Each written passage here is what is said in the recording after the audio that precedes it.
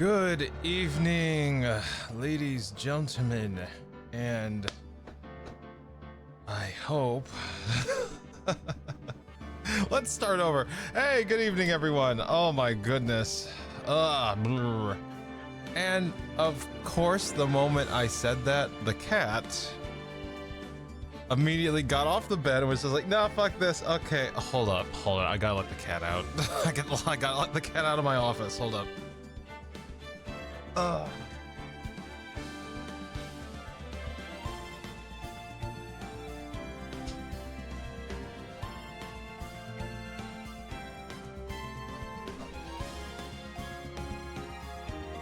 Okay, third time's the charm. All right, hey everyone.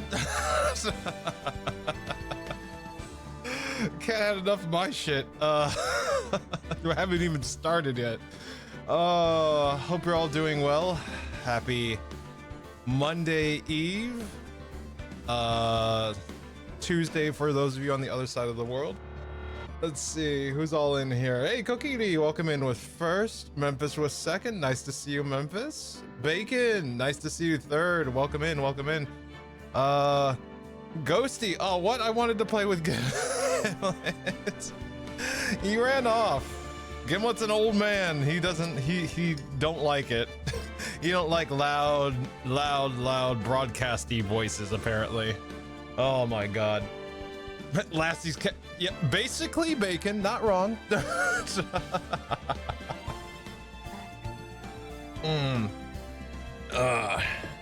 Gimlet the Gray is required elsewhere.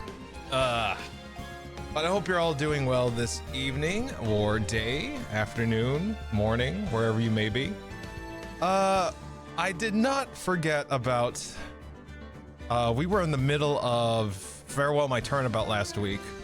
I think we got through the first day of investigation and now we're on the first day in court. That's what I want to think. I think that's where we're at. But I am going to make it my mission to try to finish this last case.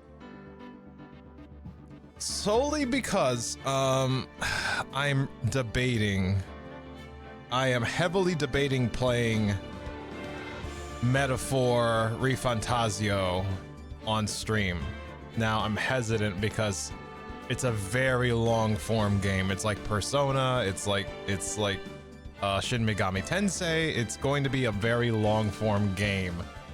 So I want to clear out space in our queue so that we can do that if we decide to do that. I'll admit Kieran is a bit of an influence on that one. I was just like, you know what, it's fair. I said that, you know what, I really hope that you stream this game. And he was just like, oh, you're gonna stream this too, right? I was like, son of a, you know what, fair's fair. Fair's fair. Also, I think it might be nice to, he is a veteran when it comes to Shin Megami Tensei-esque games. And he's definitely, at least in my eyes, he's definitely like the pro professional. So like it would be interesting to learn kind of how he does things and kind of apply them to my own game if I pick up on anything. So that said, I really did enjoy Metaphor Refantasio, and I think it would be the first long form game that I actually try to finish on stream. I think the other long form games that we have right now is Dragon's Dogma and I want to say Lies of P as well. Like, we haven't touched those yet, but that's literally just because at the time that I was streaming them, I just couldn't. Like, I couldn't commit to finishing them, sadly. We still do Dragon's Dogma every once in a while, but that's kind of like on the days where like it's like one of the chill days, like Eorze and chill, Dogma and chill. Like, it's usually when we just kind of chill out, relax, and not really worry about the heft of the game. Javier content. I want cat too. See, meanwhile, my cat. I'll whisper memes to him then. Oh my lord. Yeah, He's probably off somewhere else in the apartment right now.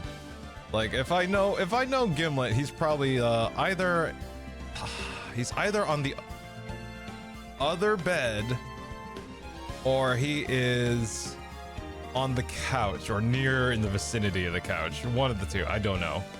I know he's somewhere comfortable. That's the minimum that I could think of where Gimlet might be right now. Let's see, shh, quiet, I'm cat stalking. But we'll leave Gimlet the Gray to his grand adventure. So with that said, let's go ahead and hop into this case. I'm going to be using the PNG model, mostly because one, feeling kind of lazy, didn't want to set up all the tracking, and two, it kind of fits with Phoenix Wright, so I really like it. What if I started monologuing for whom do you simp to Gimlet? Do you stand, Eorzea? Oh Lord, if you started monologuing in front of Gimlet with Gaius von Balezar's, is it Gaius von Balezar? I keep messing up his last name. But if you try to monologue with that, I'm pretty sure he would immediately just stand up slowly and then walk away. So he'd just be like, I'm done, and that would be it. Do you stand, Eorzea? Meow. I won't lie. 90% of this, 90% of the time, my cat has a resting bitch face, except for when she wants to be cute on purpose. Oh my god. I've run into a few cats with the resting bee face. No, Gimlet, come back. Gimlet is he likes quiet. He doesn't like a lot of speech. So literally, if you were to like sit down next to him, like if he got used to your presence, all you would have to do is sit right down next to him or pick him up and put him in your lap, and then he'll just purr, and then he'll just stay there. Just like, that's it. He's a very quiet cat. So as long as you're quiet and you know, treat him nicely, like he'll just stay there and purr and enjoy the attention. The promised land. March 22nd, 9:47 a.m. District Court, Defendant Lobby number 3. Adrian did it? That's what it looks like.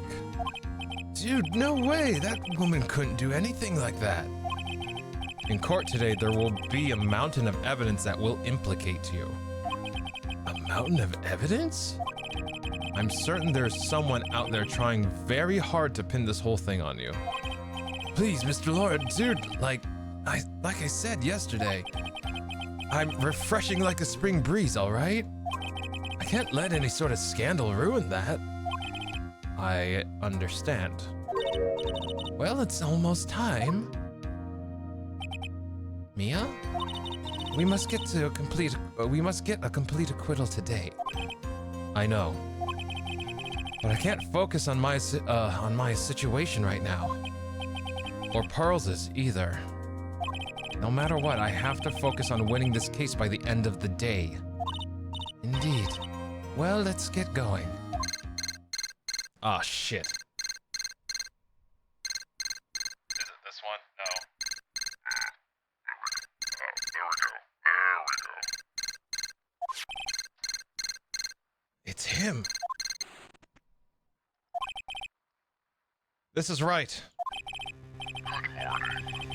This is it, Mr. Attorney. The day of the trial. Maya, is she unharmed? She's unharmed, right? Well,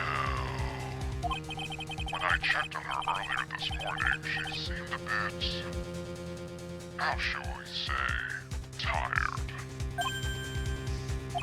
Don't worry, people don't die that easily.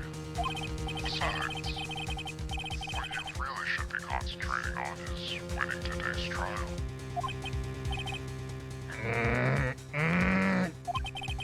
For my sake, as well as yours, you must win today's trial. Which is why I sent you a little present this morning. Present? What in the world would you want to give me? You'll figure it out once the trial starts. And even if you don't like my gift, I expect you to graciously accept it and win today's contest. If you please. Wait!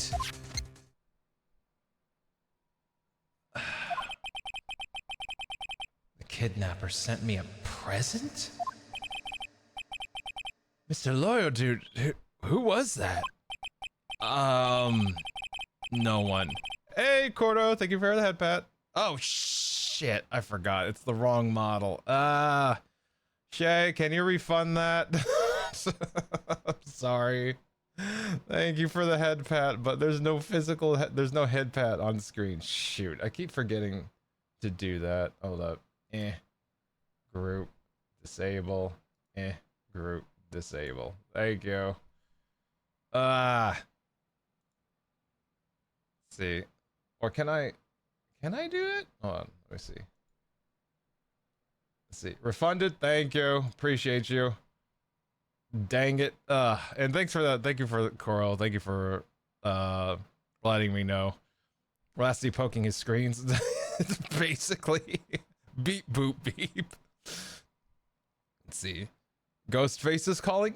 Basically. Well, I changed it so that way it sounds like he's using a voice modulator. So he's trying to hide his voice. No one. It has nothing to do with you, so forget you heard anything. Dude, did your nose just get longer? March 22nd, 10 a.m. District Court Room, number 3. I think there's a head pat asset you can use for PNGs.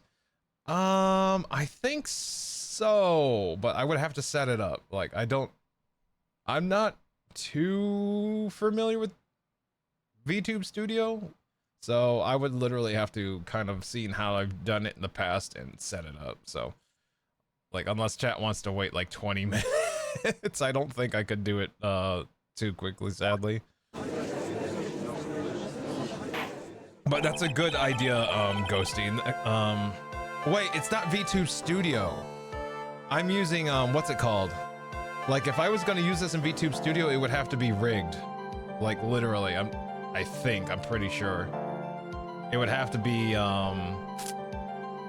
because we're using, what's it called? I forgot the name of it. We're using that other thing, like, I forget the name, but basically it's another, not capture software, but it allows me to use a PNG avatar in Discord. Fugi, that's it. Yeah, Fugi, that's it. Thank you, Ghosty. Lasty PNG, hey, yeah, we're using Lasty PNG for Phoenix, right? Also, like, was kind of not feeling the live model, so like wanted to do the PNG just cause it kind of fits with Phoenix, right? And 2, it was easier. It was just easier to set up for tonight. You're right. There we go. Court is now in session for Court is now in session for the trial of Matt on guard. Are the prosecution and the defense ready? The defense is ready, Your Honor. Oh. I say, Mr. Wright, what happened to Miss Von Karma? I don't know, Your Honor. Why are you getting mad at me? Your Honor? Please be quiet, bailiff. Court is in session. If you must tell me something, keep it brief. Now then, what is it? Prosecutor Von Karma has... This morning, Miss Von Karma was shot with by an unknown gunman. What? Shot? Somehow, I think this is the present that man was talking about. His present? Miss Von Karma is one of the top prosecutors in the country at the moment. If she were to disappear, it would be to your advantage. This is totally insane! Miss Von Karma, is she all right? I don't have that answer. She's alive and in stable condition. That's good. Whew. You're... I thought he'd show up. Your Honor. Due to the circumstances, Miss Franziska Von Karma cannot appear in court today. I, Miles Edgeworth, will be taking her place. The prosecution is ready. Naturally.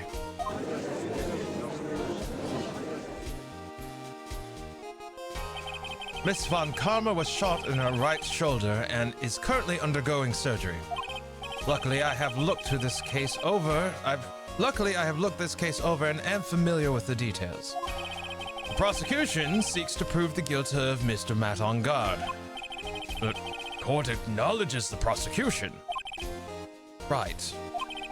I finally found the answer I was struggling for on my long journey this past year. By the time this case comes to an end, you too will know the answer. Now then, the prosecution would like to call its first witness. Please bring Detective Gumshoe to the witness stand. Heinrich's boyfriend. Took a page out of Indiana Jones, brought a whip to in a gunfight. Let's see. Lol, just how are you feeling, my man? Oh my god. Whee! That about summarizes it.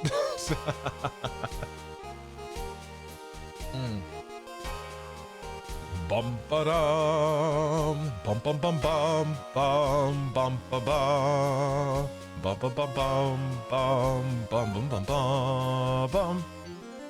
Edgeworth. I'm pretty sure this is Edgeworth's theme. Let's see. Witness, your name and occupation. My name's Dick Gumshoe, sir. I'm a detective down at the precinct. For now. For now? After this trial's over, I'm supposed to turn in my badge, sir. Detective Gumshoe? The prosecution has no need for a depressed witness.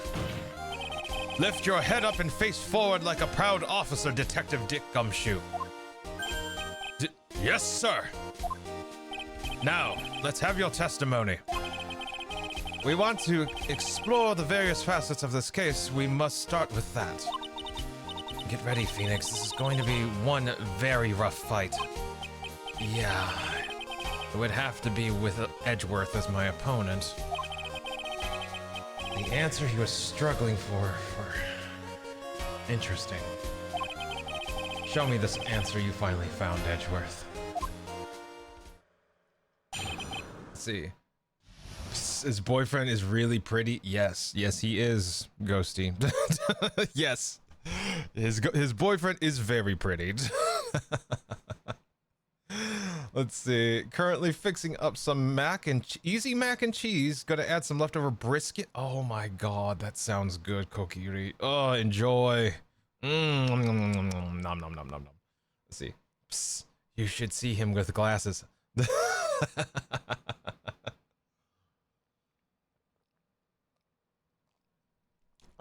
There we go. Bare facts of the case. Let me rearrange my desk here. Just a wee bit. There we go. All right. This murder happened after the Hero of Heroes Award ceremony, sir. The victim, Juan Cordia, was found dead in his hotel room. Cordia. Let's see.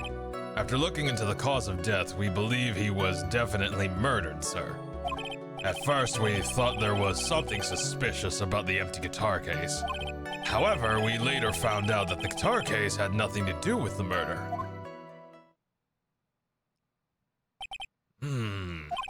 After the award ceremony ended, the victim was alone in his room.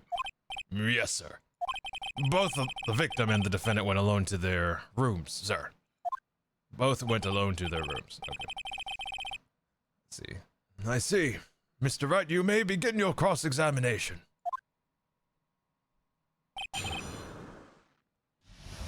Lassie with glasses does sound pretty... It's... I don't know if it's ever going to happen, but if I have so many things I want for my 2.0. So if I ever get a 2.0 model, glasses was going to be included. There would be 2 sets of glasses. One, a normal set of glasses, and the second pair would be sunglasses. Along with a casual outfit, like, you know, sweatpants and maybe like a, what's it called? Like a workout shirt. Another one would be like, you know, we would have the 2 classic outfits. We would have the suit plus the glam rock outfit, and I was thinking of like one other outfit. I also want the ability to tie up my hair. So like, instead of like letting it down all long, you could tie it up into like a ponytail, and alternatively a short haircut version as well. Like, so I can, like, when it's summer, I can switch to that and just be like, I have shorter hair. Like, I have so many ideas, but I don't know if a 2.0 is in the cards. We'll see. If it ever happens, like, all these great ideas you guys have, like, I'll get as many of them as I can into that model. Oh my lord. Let's see. Cracks Knuckles, sometimes if you want content, you gotta make it yourself. Get some big old Lenny Kravitz lenses. Oh my god. Actually, it might not be bad to have a few different types of glasses on that model. That would be kind of cool. I would like that. Let's see. See. What was it? Was it Fiend Cosnix? I don't even know what that is. Hi, I'm sorry. I'll feed myself. Let's see. Call them the Fab Frames. Oh, fuck yes, Bacon. I like that. We're gonna get us some Fab Frames. Fuck yes, I like that. I like that a lot. Oh, excuse me. It's been lately, like, nose has been stuffy lately, so my apologies ahead of time. Don't want to be sniffling to the mic.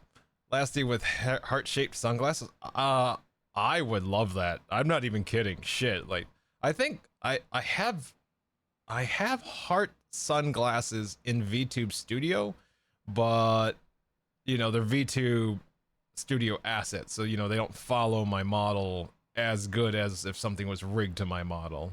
But I have them. So maybe we add them to the redeems as well for the re-rigged model. Like, I think I could actually add that to the re-rigged model, so it wouldn't be too bad. Fancy glasses that have the camera in it for GuitarBot to see out of when traveling. Oh, GuitarBot can see pretty well. Like, actually, I mean, there's a lot about Zoe that people don't know about yet. Oh, all right. Let's see. Bare facts of the case. All right. Murder happened after the hero. All right. We know that. See, the victim, Corrida. Victim Juan Corrida was found dead in the hotel room. After looking into the cause of death, we believe he was definitely murdered. Do I have a autopsy report yet?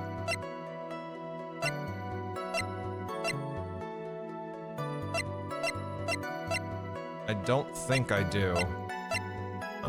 Okay, we're gonna press here then. The cause of death wasn't because of Mr. Corrida? Was it because Mr. Corrida was stabbed in the chest? Only a careless amateur would believe something so brainless as that, pal. Take a good hard look at the crime photo. Now, a real pro's attention would be drawn here to this bandana. Bandana? His bandana, sir. That's the thing wrapped tightly around his neck, sir. Ah, yes, I see. His banana-scented bandana. Then what about the knife? It seems to have been stuck in the victim's chest on purpose after his death. We have a crafty murderer on our hands here. Autopsy report. Juan's autopsy report. Time of death, 8:15 p.m. Cause, strangled with a scarf, then stabbed with a knife. Okay, let's see. At first we thought there was something suspicious about the empty guitar case. What did you think was suspicious? And why did you think that? Because it was empty, pal. The Jammin' Ninja doesn't go anywhere without his bright red guitar. And we couldn't find it anywhere at the scene of the crime. Oh, then how about this theory? A fan really wanted the guitar and did that crime to get it. How's that? We thought of that too, but the only fingerprints on the guitar case were the victims. Only the victims, huh? I see. So much for my theory, then. Let's see, guitar case, empty. There's some water on the lid, but only on the top of the lid. Bears corridas, Bears corridas fingerprints. Oh my god. Hey, Vanny, welcome in. Thank you so much for the 7-month resub. Holy crap, Vanny. Appreciate you. Love your face, Vanny. Hope you're doing well this evening. Oh, man. Today's been a day. But I hope you're having a good evening, Vanny. Hopefully we can help you decompress for the eve.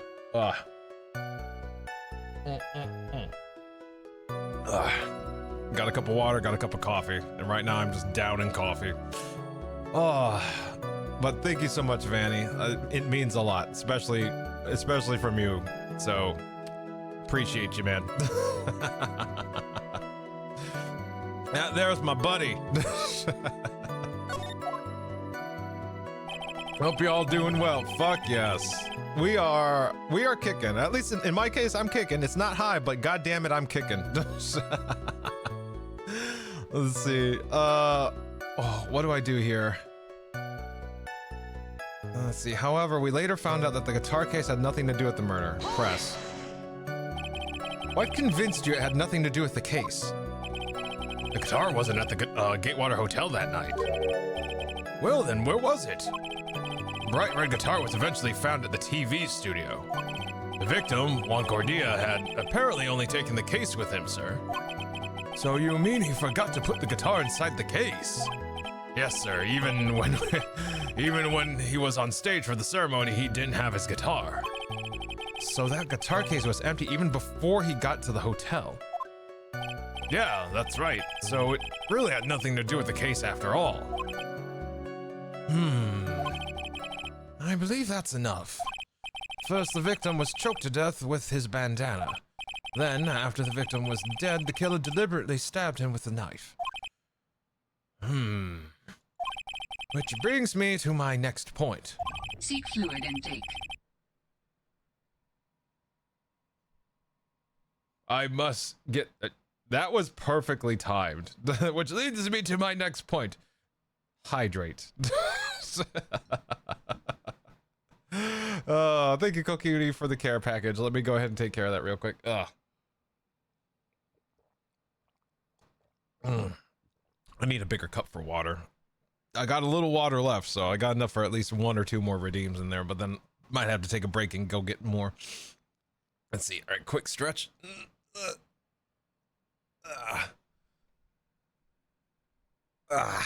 Oh, I needed that. Oh, God. And posture is reset. Thank you. Appreciate you. There we go. Yeah. Which leads me to my next point. Why then did the police arrest Matt on guard? Because there was no reason enough to suspect him. Here it comes. Looks like Edgeworth's back in full swing. Very well. Detective Gumshoe, please testify about this matter. Yes, sir. Why arrest on guard? Matt on guard and Juan Cordia was huge rivals with each other. They each thought the other guy was in his way. That's motive enough in my book. As for evidence, there's the Jammin' Ninja's button. It was ripped off the ninja's costume and was found in Mr. On Guard's hakama. The defendant's fingerprints were also all over the knife. The defendant brought the knife for the crime, which makes this a premeditated murder. So the defendant's fingerprints were found on the knife used in the stabbing. It was sort of sticky on the handle, so the fingerprints came out pretty clearly, sir. Knife bears the victim's blood and on guard's fingerprints. In the grip, Gatewater is engraved. Okay, let's see. Don't usually get timing like that. Let's see. I have ideas too. Drawing later. Nice. Good. And there's this button. That was found in the defendant's clothes, was it? And is this button also covered in blood? Yes, and we know that the blood on it is the victim's blood, sir. What? Jammin' Ninja's button was ripped from his costume, is covered in Cordia's blood, found in On Guard's hakama. All this points very clearly to the defendant, doesn't it? Yes, it most certainly does, Your Honor. Ready to give in yet, right? I'll find a hole in your argument somehow. I'm gonna bite my tongue. I'm gonna bite my tongue on that one. You can press as hard as you like. I'm going to bite my tongue on that one. Just hurry up with your usual pointless questions.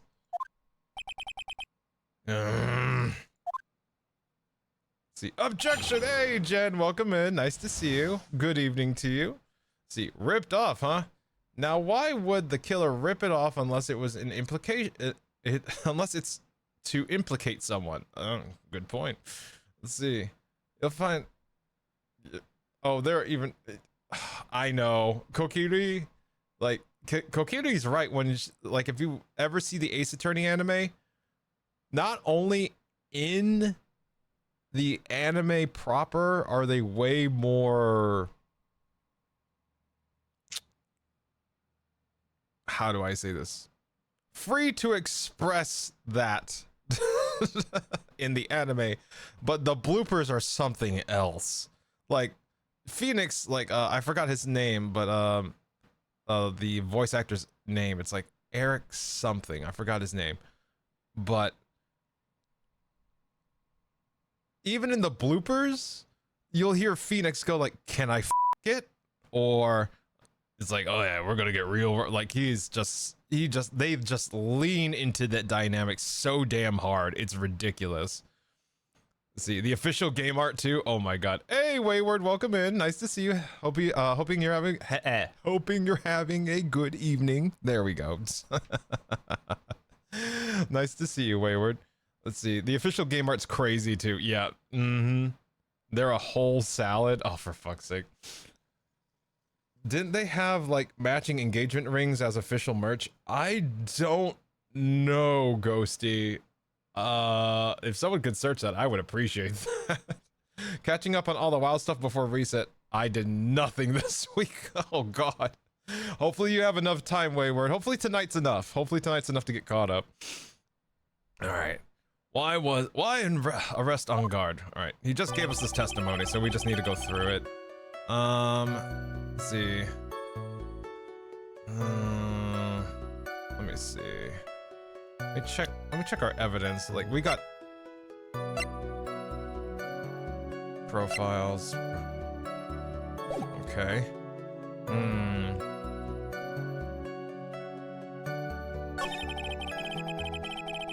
Each thigh's on way in his butt. As for evidence, there's a Jammin' Ninja's button. It was ripped off the ninja's costume, was found in On Guard's hakama. We found that out during the investigation.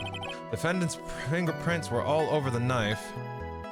The defendant brought the knife for the crime, which makes it premeditated murder. That's the last statement.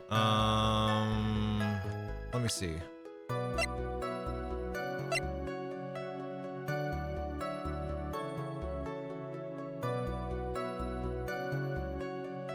If this was no, if it was premeditated,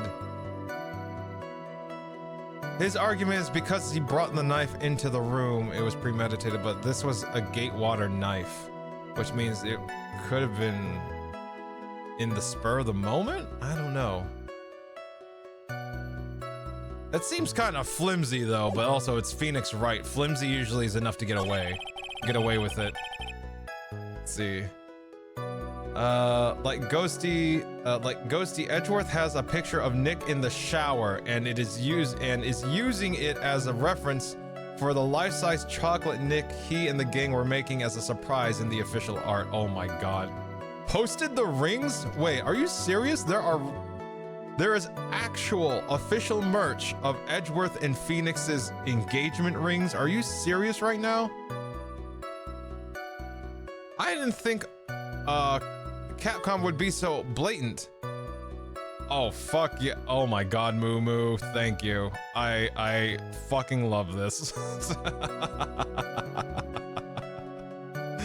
Oh my god, I fucking love this. There we go. Moo Moo sent me a link to the battle theme for Metaphor. Ah, yes, excellent. All right, let me see here. Let me see these rings real quick. Oh my god. They are engagement rings. And they're themed after each other. Oh my god. Edgeworth has like 2 white diamonds and the middle diamond is like red or pink with a silver, looks like a white gold ring. And Phoenix is a normal gold ring with blue 2 blue side diamonds or stones with a gold or with a white diamond in the middle. Holy shit. Well, legit. Okay, that checks out. I told you. Chocolate? Yeah, there's a picture of them making like a life-size chocolate Phoenix. And Edgeworth is using a picture of Phoenix Wright in the bath, in the shower, to essentially sculpt his head, like his bust from the neck up. Let's see, Lassie, I thought you were graduating from your stream What? Hold on. Farewell, my turnabout resumes? I'm not graduating. Like, that's the literal name of the case. The name of the case is called Farewell, my turnabout. I'm not graduating. I'm sorry. It said farewell. That's the name of the case. Farewell, my turnabout. It's literally called Farewell, my turnabout. I ain't going anywhere, Mars. Let's see. Do you want me to graduate, Haya? Because I'm kidding. I won't do that. I'm happy you're not, though. Yeah, I'm not graduating, Mars. I'm not going anywhere. It's gonna be a long time before I graduate. Oh my god. Unless life throws me such a fucking hard curveball that I cannot avoid it, I ain't going anywhere. But we never got the Crystal Cowboy outfit. Lasty, come back. What? I didn't mean that. I'm not going anywhere. I never finished your main art. Damn it. Oh, okay. So those of you who are not familiar with graduation means like you go off into the sunset. That's it. Like, that's it. When a VTuber graduates, they're gone. They're gone. Well, 9 times out of 10, they're gone forever. So actually, there was someone that I was following for a while, and he actually, today was his last graduation. I think it's Rui? R-U-I? I never could pronounce names properly, but I was watching his last stream today, like, and it's sad, but I also get it. But yeah, speaking of graduations, one happened today. Rip Lasty. Okay, I mean, all right, I'm gone. See, bye. There we go. Never coming back. You just get a voice now. Model's gone forever now. There we go. Let's see. All right.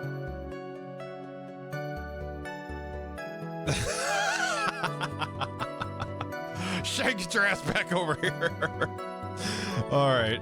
The defendant's fingerprints were all over the knife. Okay, this seems a little sus. Oh, yeah. Let's see, how are the fingerprints arranged on the knife? Huh? What do you mean? What do you mean, pal? By examining the fingerprints, you can determine how the defendant held the knife. For example, did he hold it normally or overhand? Oh, is that what you meant? Well, we didn't actually think of that. I can't believe the bumbling of this department. Hopeless. You were paying attention to the testimony, right? The defendant's fingerprints were all over the knife. There's no way to determine how the knife was held at the moment of the murder.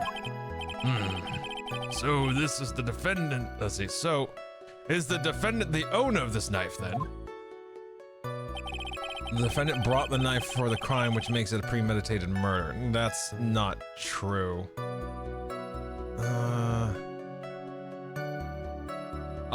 Ghosty, to reply to your question in Discord, that's what everyone asks. Also, like, hold up. Everyone asks, how the fuck did Edgeworth get that picture? And if you look at it, it's like, if you look at the actual picture, like he's in a bathrobe. Oh no, he's not in the bathrobe. It's literally a towel thrown over his shoulders. So he's like, essentially shirtless. So yeah, that's the question everyone asks. Like, how did you get this picture, Miles? Let's see. For indie VTubers, yeah, but the big indie VTubers graduating, I'll bet coin that they'll show up on the Corpo as a Corpo VTuber. It's also vice versa. Like, if you see Corpo VTubers graduate, you'll usually see them turn up as indie VTubers as well. It goes both ways, definitely. Let's see. And so up close too? Yeah, like, I don't know if he was peeking with a camera or with consent, like what Shay was saying, with consent. Like they were in the same room. You're right. Let me present this. This seems a little off to me.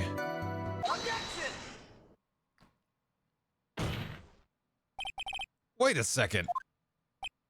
What? So the basis of your argument is that this was a premeditated murder is... So the basis of your argument that this was a premeditated murder is simply that my client brought a knife beforehand. That's right, pal. The defendant did not buy this knife. Huh? Take a good look at the handle of this knife. You'll see what I'm talking about. Huh? It has a Gatewater seal set in the handle. Gatewater? I think I've heard that name somewhere before. That's the name of the hotel, the Gatewater Hotel, Detective Gumshoe. Uh-oh. The murder knife was actually property of the hotel, which means this murder was not premeditated. Yes, that's very true. This is very big. What is it, Mr. Edgeworth? I'm sorry, but the defense is simply too careless. What? I think whether the crime was premeditated or not has already been determined. How so? I admit the knife is hotel property, there's no one currently on the police force that is dumb enough not to realize this. But I didn't. Oh. The question is, where did this knife come from? Why, that's obvious. It came from the victim, Mr. Corridor's room. Sorry, Your Honor, but that's incorrect. It came from Matt on Guard's room. We know this already because we saw that. The victim ate the last meal before he was murdered, with that being the case. Let's see. With that being the case, I would like to draw the court's attention to what is on top of the table. I have to realize that this is split up way fucky-wucky. There's a knife and fork on the table. Then, where in the world did this knife come from? If it pleases the court, I would like for us to recall the room of the defendant, Mr. Mad on God. Yep, knife's missing. Especially what was on top of his table. There's something missing. Perhaps it is a single knife? We investigated the leftover dishes for fingerprints, and while we were investigating, we came to the conclusion that Mr. Mad on God's knife was missing. Mr. Angad had gone to the victim's room with the knife he had used during dinner. Why would he carry a knife on the visit? To kill, of course. And with that, I believe the prosecution has proven this was a premeditated murder.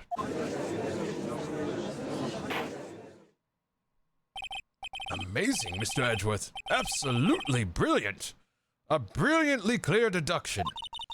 It seems like Edgeworth had this planned from the very beginning. This must be one of those traps I just walked headlong into. A murder weapon with fingerprints and a button from a victim's clothes. Costume. It is quite a sizable amount of evidence here. I can safely say that any further deliberation is a waste of your Honor's time. Although, I wouldn't mind if the defense were to present evidence not yet shown to the court. Evidence not yet shown? He means evidence that the court hasn't seen yet. In other words, new evidence. What does the defense have to say about this, Mr. Wright? Well, Phoenix, the judge is favoring the prosecution right now. If we answer with something wrong here, that gavel will be the ringing out sound of our defeat. Mr. Wright, do you have something important and necessary to present to this court? I need to think. Do I have something?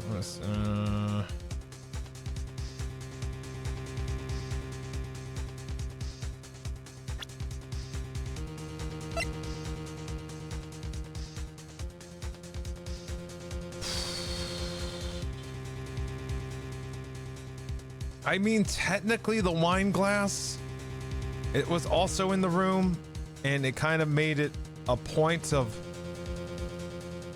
if this was premeditated, why was this standing there, you know, not knocked down or unharassed? I actually do, I think. There's one piece of evidence that catches my attention. Something that this court has yet to see. Mr. Wright, I will say this one more time. I do not feel this trial needs to continue at all. However, I'm giving you one chance and only one. What the judge is saying, right, is don't try pulling one of your usual bluffs here. If I mess this up, it is curtains for all of us. You may now present one and only one piece of evidence. Now then, what is this important evidence that you must show the court? I'm pretty sure it's the wine glass.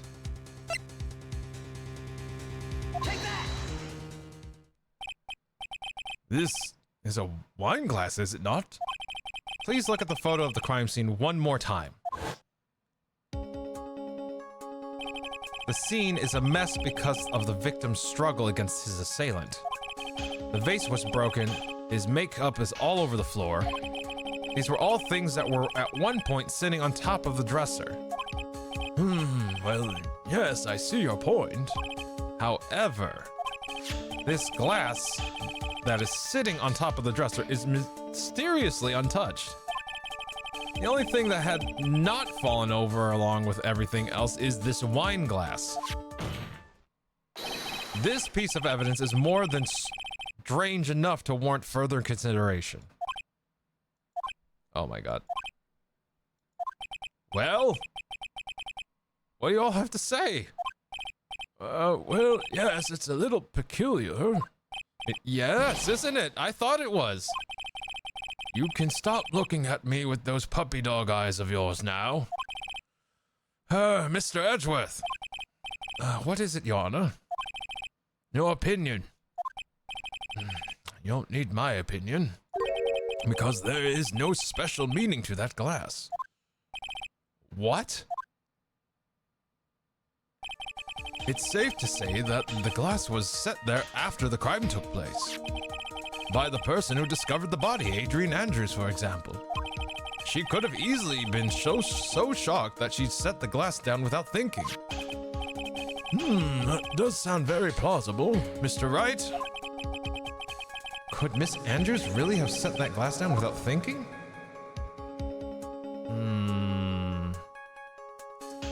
There's no way. Because we would have seen like the tomato juice in Matt on Guard's room, but the tomato juice is in Juan Cordia's room. So that makes no sense. That means whoever had that glass, it was in that room. Let's see.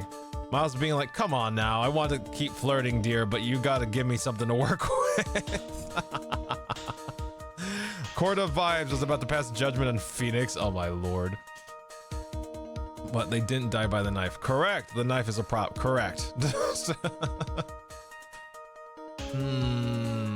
See, I want to add more fuel to the Edgeworth Wright fire, but it's spoilers for later games. Ah, okay. Got you, Coquito. I appreciate it. Let's see. Gumshoe, have you thought about maybe, you aren't good at this job?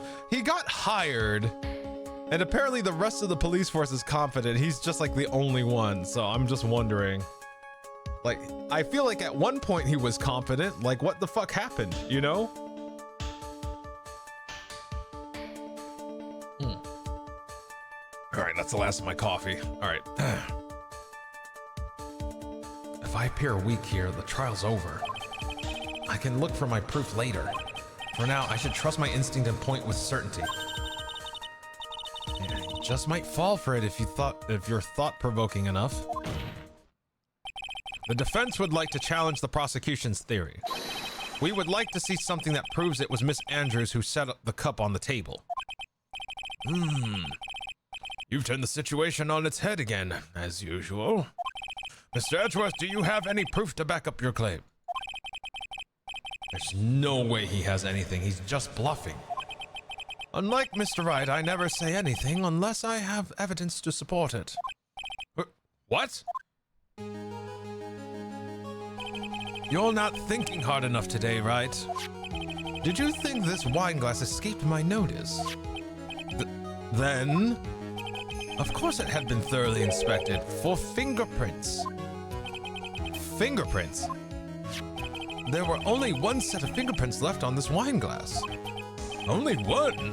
Well, whose were they? They were not the victims nor the defendants. Rather, they were of one Adrian Andrews. What? Wine glass found next to the victim. It's filled with tomato juice. Bears Andrews' fingerprints. That's why I said that. That's why I said that the person who had discovered the body had left it there. Are we done here, Mr. Wright? I can't believe I fell into another trap. Miss Andrews was probably holding the glass when she went to see Mr. Corida. But upon seeing his dead body, she was stunned and set the glass down on the dresser. What you just said makes a lot of sense. Now do you see, right?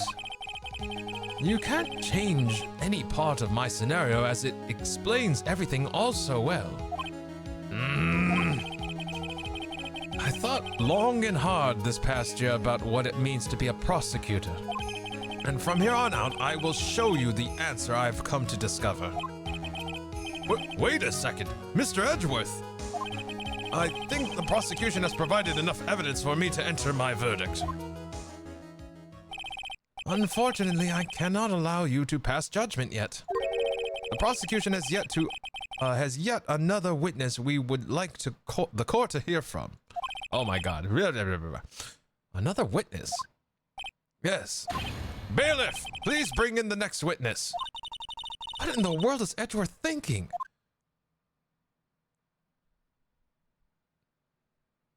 Ah, fuck. Ah, fuck. Edgeworth, you know I always back up my words, right?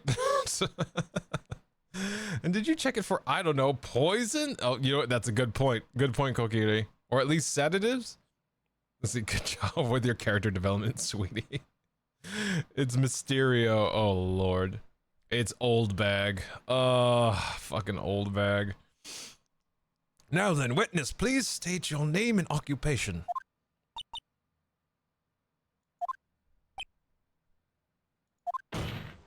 Witness! Your name and occupation.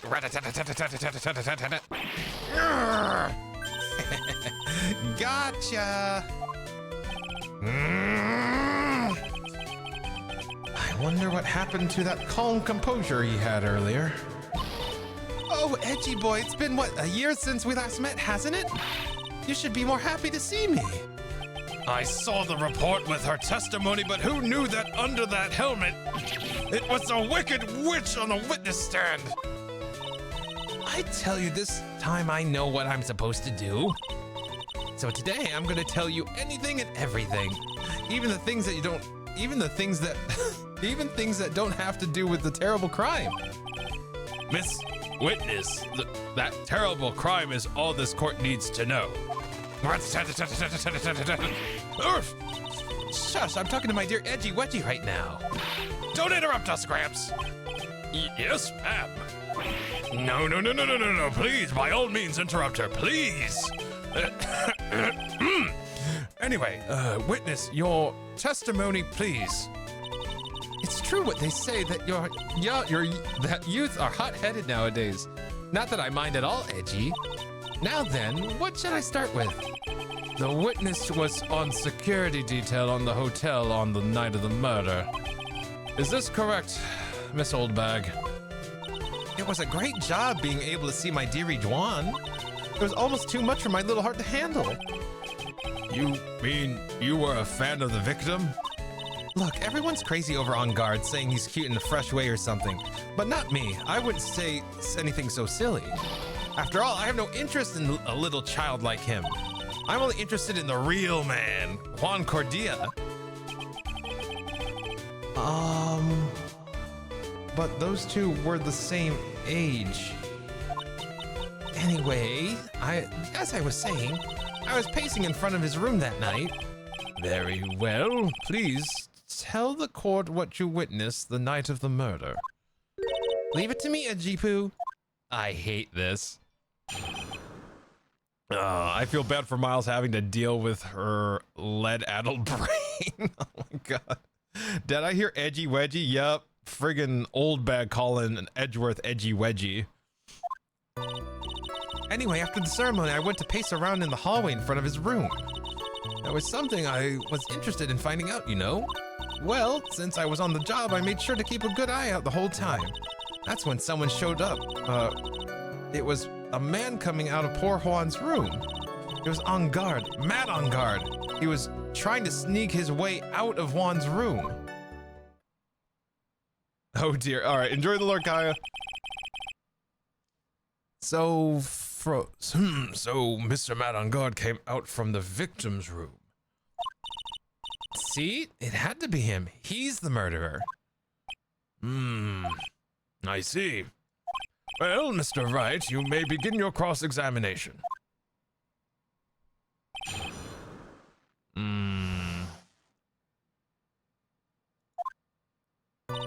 Anyway, after the ceremony, one place. Okay.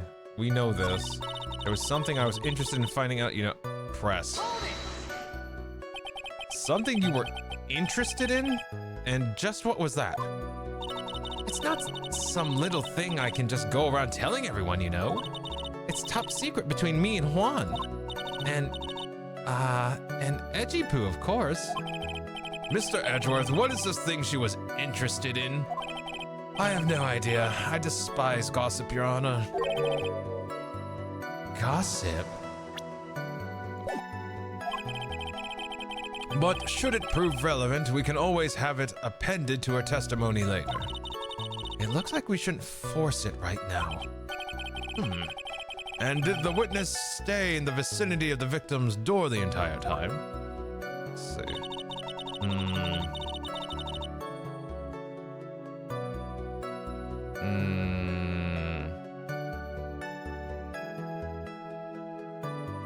Let me see.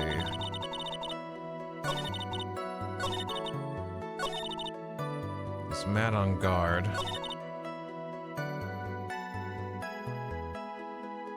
Let's see. It was on guard. Press. Oh, God, how did I miss the press button? All right, hold on. Press. You saw my client. Are you sure about that? Yes, say. Really? Annoying brat.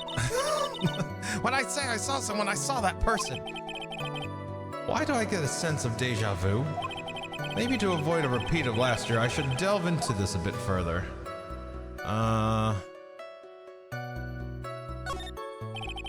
Please tell the court about the man's clothes in more detail. What a troublesome man you are, really, as if something like that matters. But it does. Now, what was it? Oh, yes, it was that thing. What thing? Oh, that gaudy thing he always was wearing, that racing jacket. Ah, he was wearing that at the detention center, too. That thing is meant for nothing but seducing women out of their pantaloons. Men. Right. So, Mr. Wright, was this testimony just now important or relevant in any way?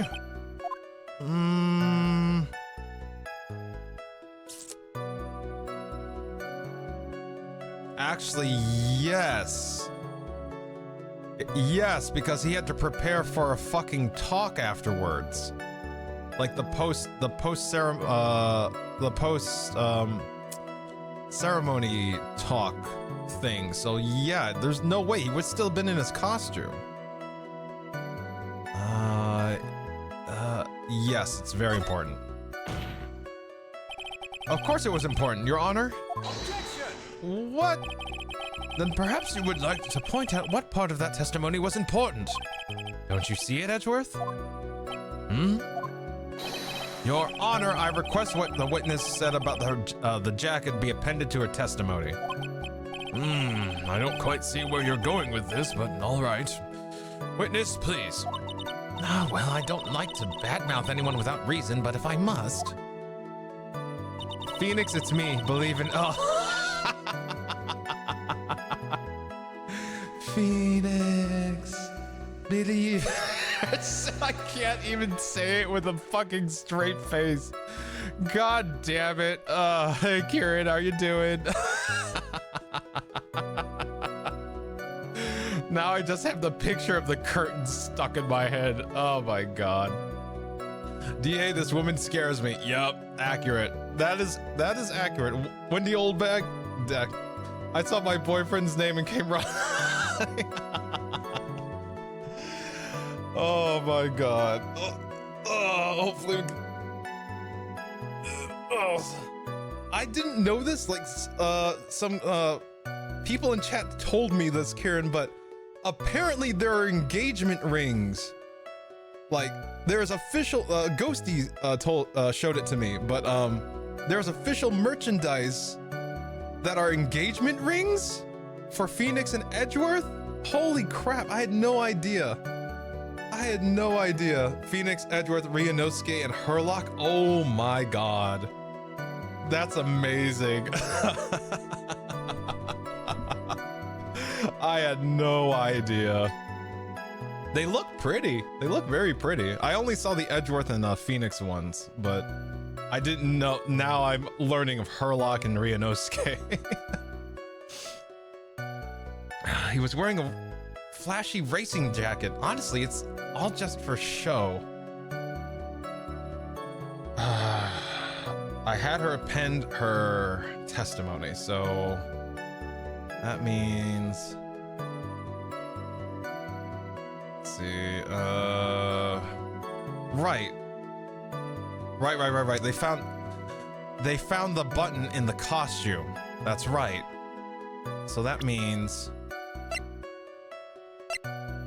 yeah, it was found in the Hakama, so that's not possible. If he was the murderer, absolutely not. That's not possible. If he was wearing just the racing jacket, not possible. Miss Oldbag. What? Don't say my name for no reason. Do you know what this is? Ah, that button's number 2 of Jammin' Ninja's costume. Ah, fuck it. I need to pace that out a little better. Now I know she's an obsessed fan. She identified it in a single glance. Give it here, give it here! If you don't give it to me, I'll punish you with this! Great deduction, oh my god. Wow, she really is a diehard fan to want a button covered in blood.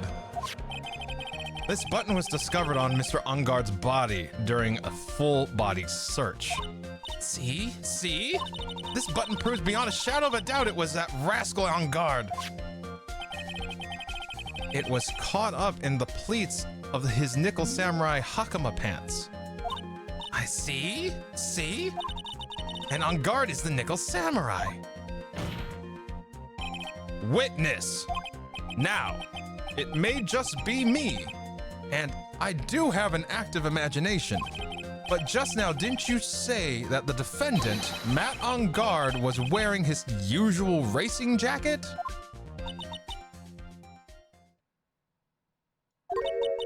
Ah, I'm so sorry. Sorry that you're, sorry that you judge people based on what they wear. If I wore the trendiest oh no, I can't do this. No, no. I tripped and, nope. I tripped and sprained my tongue last time. I'm not doing this again. I'll do that.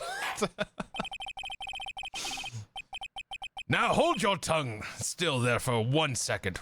What you saw in actuality was not Mr. Ungard the man, but Mr. Ungard the Nickel Samurai. But when you think about it,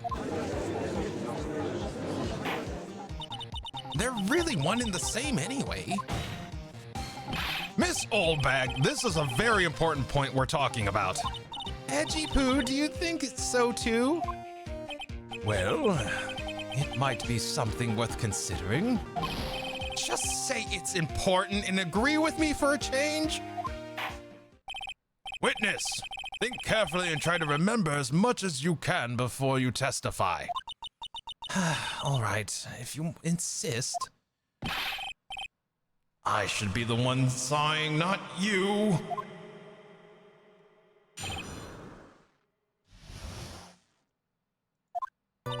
Ungard. Yes, now I remember. The Nickel Samurai, that's right. It was the Nickel Samurai that I saw. Yes, it would have been convenient for him to wear his costume during the murder. He had to go to that post-ceremony stage show right after the crime, you know. So he must have worn that Nickel Samurai costume when he was stabbing poor Juan.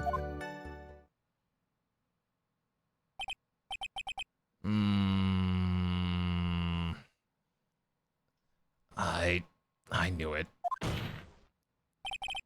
I knew you'd say that he was inside that costume. What?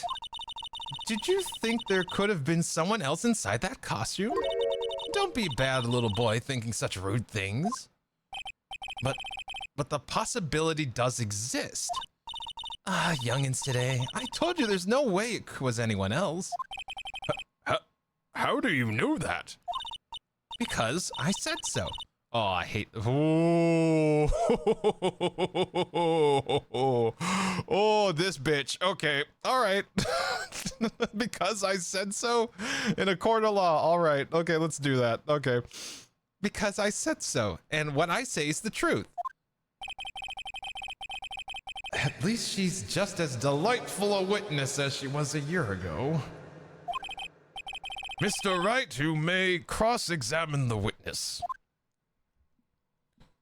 Bag of old have no good thoughts, only want attention bag does. I love not having to be the one who thinks.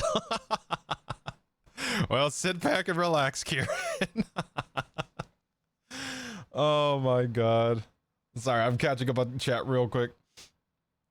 Many tongue flaps, though it's bad mouth words of think thought. You are way too good at gobby speak, Ghosty. I am scared and proud at the same time. You don't even play 14 and you can speak gobby tongue. Oh my god. Like, you're way too good at that for someone who's never touched 14.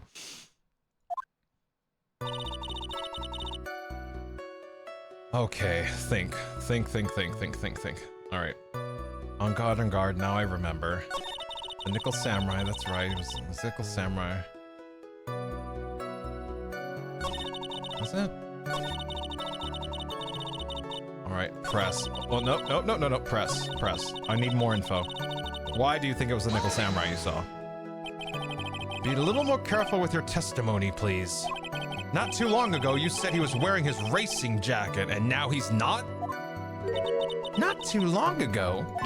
Then let me ask you this. When you were itty bitty, what was your grand dream? Huh? What did you want to be when you grew up, whippersnapper? My dream, huh? Well, I wanted to be Judge Wagner, hero of the public court. So what? See? Look at where you are now. You're not a judge. You're not Judge Wagner, are you? Are you? Well, what I said earlier, who puts any weight into things like that? The now is everything. I can't be held responsible for the past. Since when did the court become theatrics over testimonies? All that matters is that man was inside that costume. Isn't that enough? What? That was an... Judge Wagner, press old bag's claim that it was the... What the fuck? That's an achievement. Press old bag's claim that it was the Nickel Samurai that I saw. Oh, for fuck's sake. I just wanted more info and then she just changed it into that. Ah, fuck. Okay, all right, pressing. Let's see, second no. That's... Okay, that didn't get me anything. This didn't get me anything. Yes, it would have been convenient for him to wear his costume during the murder. Yes, we know that. We knew that since the investigation, so I don't think there's no debating that. Had to go to the post-ceremony stage show right after the crime. So he must have worn... So he must have worn the Nickel Samurai costume when he was stabbing porn. Wait, hold on. That might be it. No, that's not possible because there's fingerprints all over this thing. If this is a part of the murder, he can't leave fingerprints wearing a costume. Especially the Nickel Samurai costume. So yeah, that's not possible. Please take a look at this. Yeah, so it's a knife. Big deal. If you're trying to scare me with that, I'll have you know it won't work. No, that's not my intention at all. That's the knife that was used in the murder, correct? Your Honor, do you know why this piece of evidence is important to this case? Do you even have to ask? It's because the defendant's fingerprints are on it.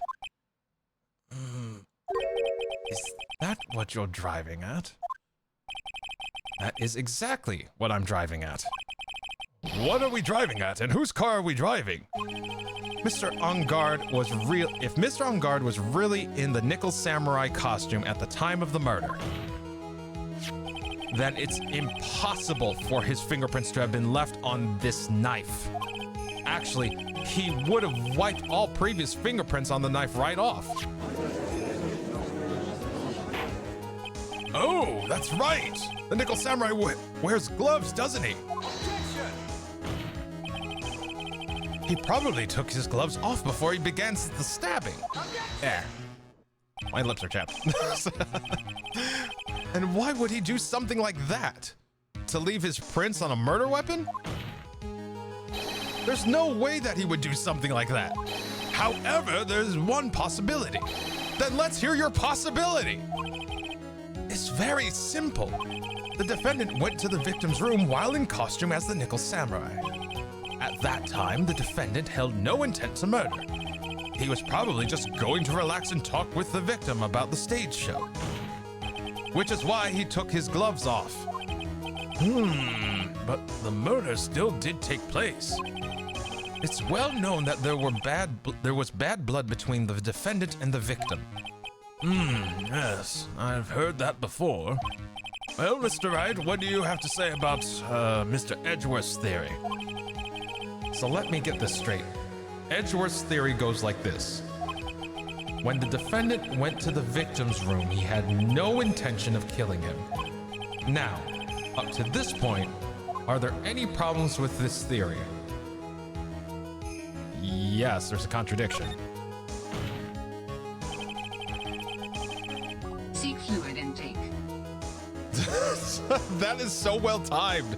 Kokiri's fucking on it tonight. Holy shit. All right, let me take care of that real quick. Thank you, Kokiri, for the care package. Hold up. All right. In the meantime, bask in the beautifulness that is Mr. Phoenix Wright.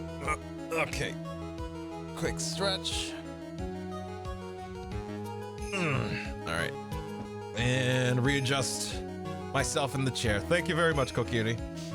Let's see, wait, are we actually? Oh, I'm basking. All right. Bask. Let's see. Wait, are we actually going to take the old nag's testimony seriously? We kind of have to. Like, I mean, the courtroom's a crucible, right? We keep taking impurities out until we come with a fucking, till we come to the truth. It's a crucible. We get rid of all the impurities in testimony until we come up with a pure product, which is the truth. I'm sure I've heard that somewhere before, probably Star Trek. I have no idea. I just pulled it out of my butt. All right. Let's see. This theory contradicts something. Let's see. This theory contradicts something in an earlier testimony. What are you babbling about? Now, for argument's sake, let's suppose Mr. Engard was the killer. If that's the case, I think it's impossible for the killer to have gone to the victim's room without intent. Let's see. It would be the knife. Take that! This knife. This was used by Mr. Engard at dinner. Yes, we did establish that. Which means that if my client was, in fact, the killer, then he brought this knife with him when he went to visit Mr. Cordia. I suppose. However, you just said it yourself. At that time, the defendant held no intent to murder. If that were true, then why would he bring a knife? He wouldn't, would he? Which means, Mr. Edgeworth, your theory was flawed from supposition 1. Oh my god. I tripped over my tongue. Let's see. And one more thing.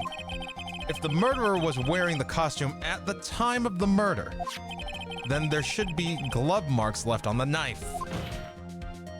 Which means that the defendant's fingerprint shouldn't be all over it like bees on a hive. And that brings me to my final point. This knife was planted by the real killer to hide their identity and mislead us. Order! Order, I say! Order in the court! Was this knife really planted by the killer?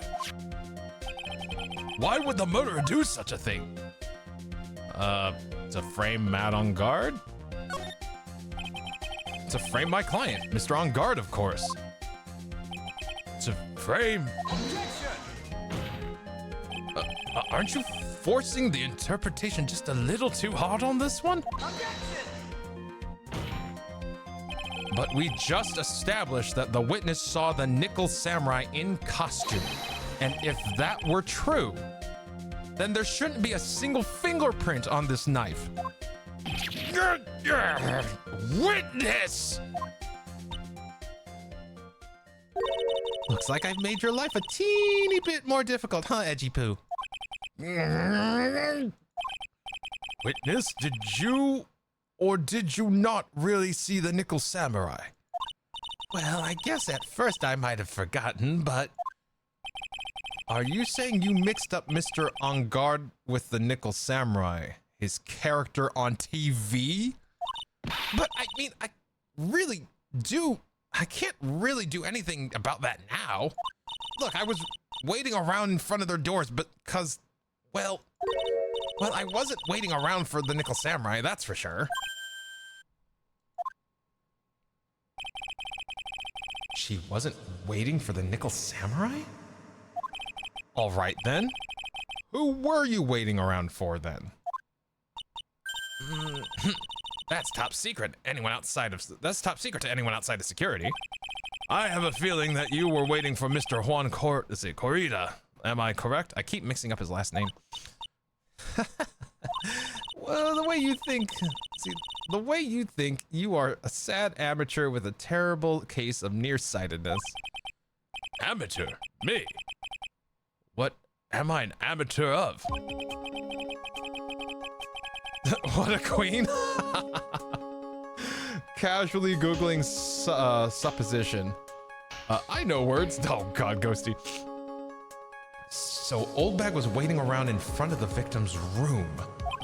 But it doesn't sound like she was waiting to catch a glimpse of Mr. Corrida. Maybe the old bag was waiting around for that person. Old bag is me in 40 years.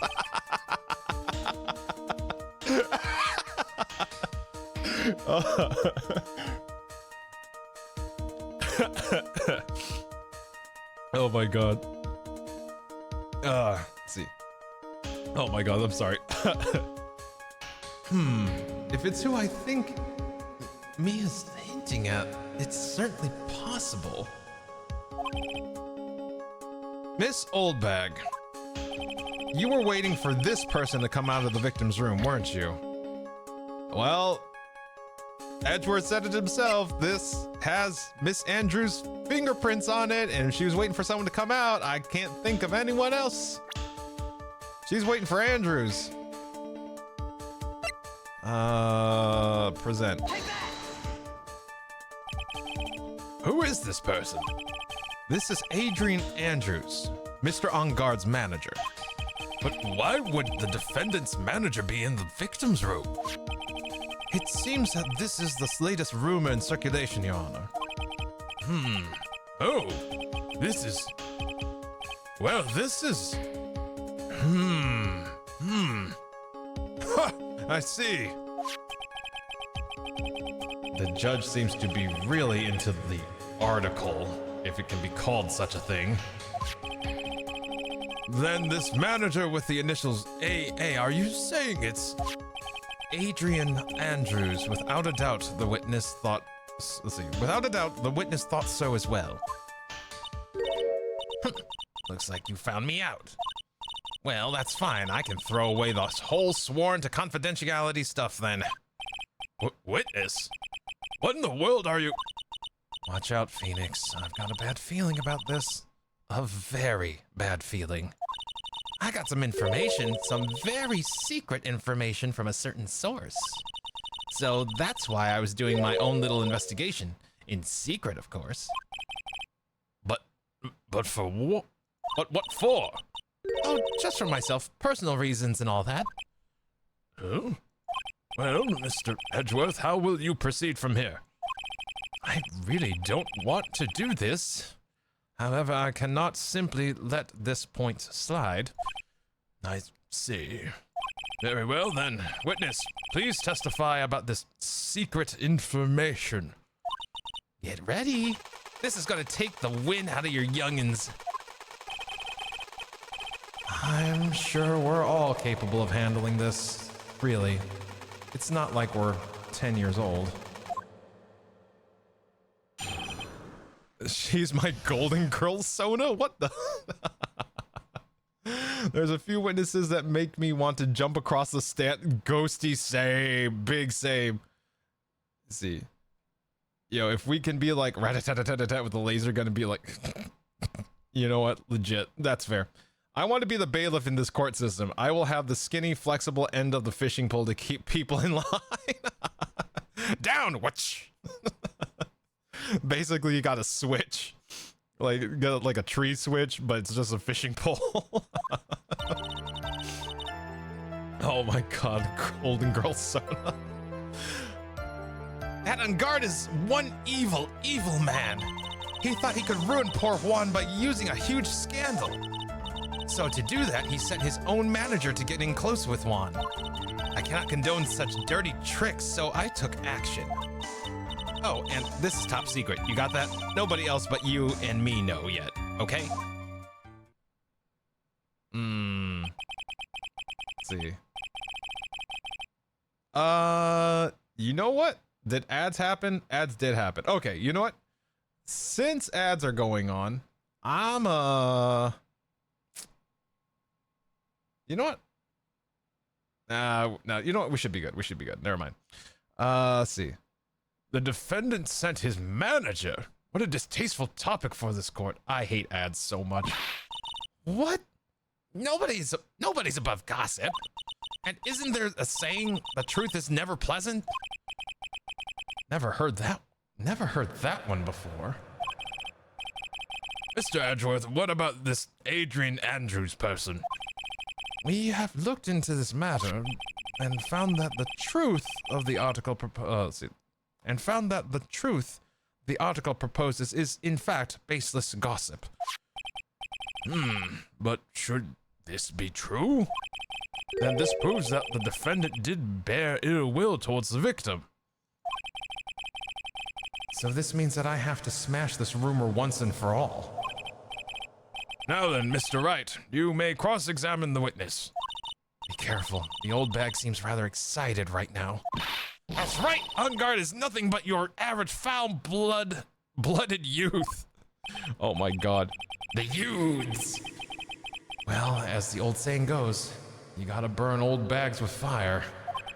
Time to fire up the afterburners and hit the highway to the danger zone. Did you literally just quote fucking Danger Zone the song? Let me see. Let's see. Okay, have a good rest. Have a good rest of stream. Need some sleep. Been like 28 hours. Holy crap, Bacon. Yeah, go get some sleep. Holy hell. Thank you so much for hanging out with us this evening, and I hope you have a nice, long, restful sleep. Please, please, hopefully. Rest well, Bacon. Let's see. Oh, to quote Columbo at Old Bag, I respect your talent, but I don't like anything else about you. Okay, I need to think here. Okay. Ungard's an evil, evil man. Let's see. He thought he could ruin poor one by causing a huge scandal. Press. Let me press this. A scandal? What do you mean by that? Oh, I keep hitting that button by accident. You're a dim-witted one, aren't you? I can't believe you don't know what a scandal is. Honestly, what are they teaching kids in middle school these days? No. I wasn't asking what the word scandal means. Even I know that much. Well, that Ungard thought he could own a monopoly on popularity. Oh, okay. So that's what she means. Sent his own manager. Okay, press. You don't have any proof that Ungard did such a thing. Oh, you don't have any proof that Ungard did such a thing. You must be suffering from shock. The shock of hearing the truth. I keep hitting that button. And now since you're in so much shock, you can't do anything right. You're right. I can't do anything, but boy, do I wish I could do something about you. All right then, Sonny, show me what you've got. Can you show me some proof that Ungard didn't bear any ill will towards Juan?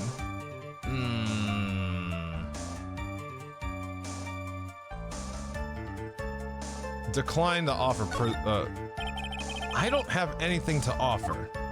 See, just as I thought. And you were lecturing me about saying things without proof. You've just given me a free pass to say whatever I want, whenever I want, silly boy. Me and my big mouth. That's the way the cookie crumbles for you anyway. Ah, shit. Get her old ass. I'm trying. Show her the badge. Oh my god. Let me think here.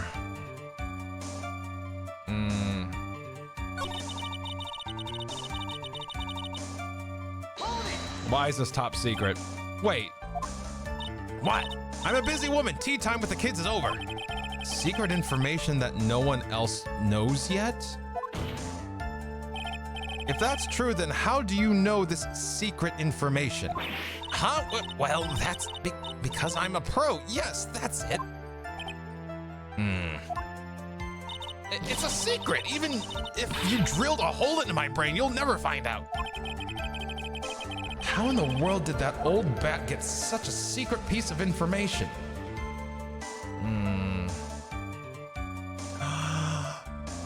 Oh, you little shit. You little shit. She stole fucking Lotta's camera. If she was in the hallway when Lotta was taking her pictures and taking notes, that's why she can't find her fucking camera. Old bag stole it. Oh, there was even a note inside that she tucked away, remember? Oh, this bitch. The lion, the witch, and the audacity of this bitch. Oh my god. All right. I can present evidence. I remember. So no one else is supposed to know this secret information, correct? If that's true, then why do you know it, Miss Oldbag? What are you looking at me like that? Stop that. Witness. I hate to say it, but this is how you came to acquire your secret info, isn't it? Give me. Take that! The investigative photographer Lotta Hart. Oh yes, I remember that mischievous girl. She reported that she had lost a certain note she had written to herself. She reported such a thing? She reported such a thing? On that piece of paper, she had written down some of her impressions about the relationship between the victim and Miss Andrews. What? Outrageous ideas, you say? No. I said impressions. Then everything written on this piece of paper is completely meaningless? That's it. That's the note. No! You see, this is something completely different. This is my top secret list of groceries to buy. Then you are the one who took Miss Hart's note? I'm a huge fan of one, that's why. That infamous puffy-haired whippersnapper. She's working with that evil on guard she said so herself. On guard, I'm his sidekick. She's so happy. She was so happy, smiling like a silly duck. I was only checking on what she had written.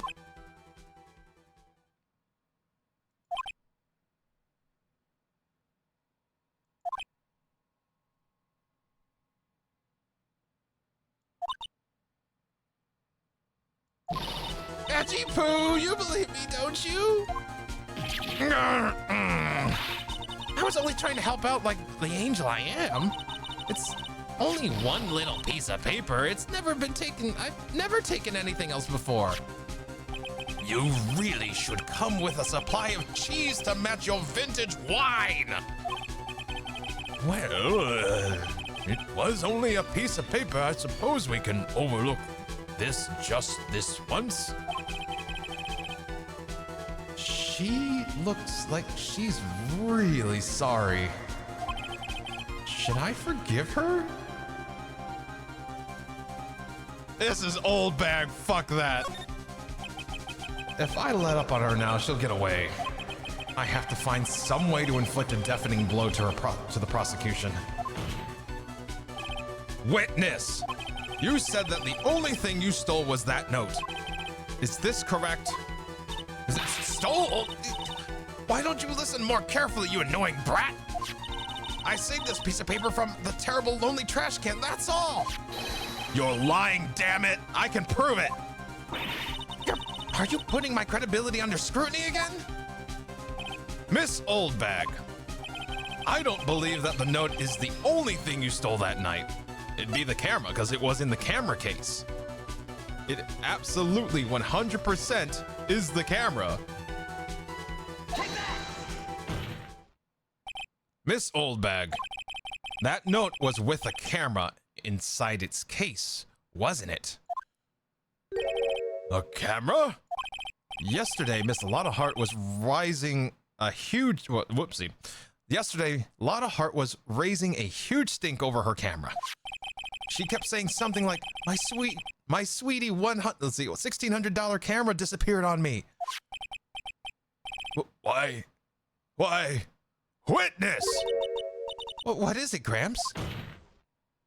If you have the note, then if you have the note, then it's only logical that you have the camera too. Looks like you found me out again, Sonny. Is this the camera you're looking for? That's... What? Even though I look like this, I'm still a person, you know. I still eat meals like you. I fall in love. I borrow things from people.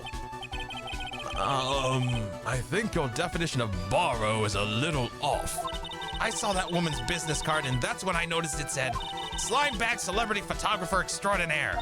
Well, when I saw that, I had to know what sort of picture she had taken. I'm a professional security guard. It's my business to know these things. Bailiff! Check this camera's photos. Hurry! We must examine them at once.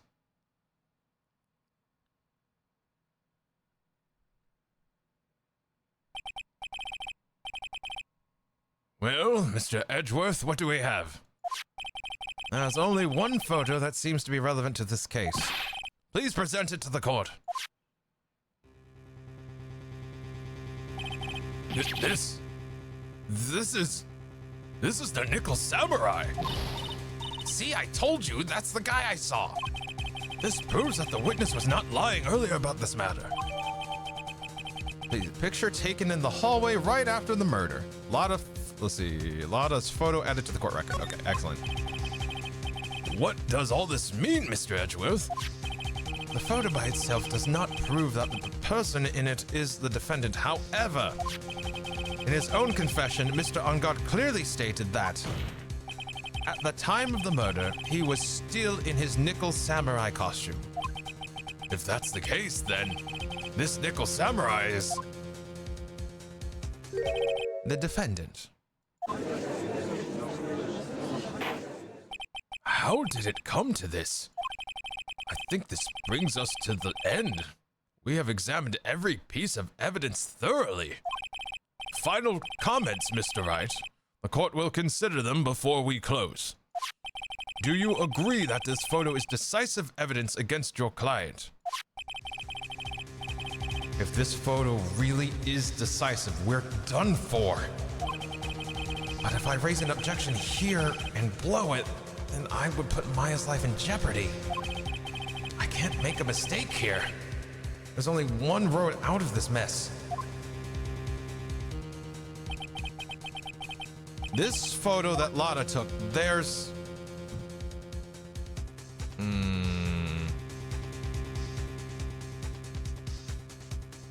I need this. Can I see it? Like, I need to actually examine it.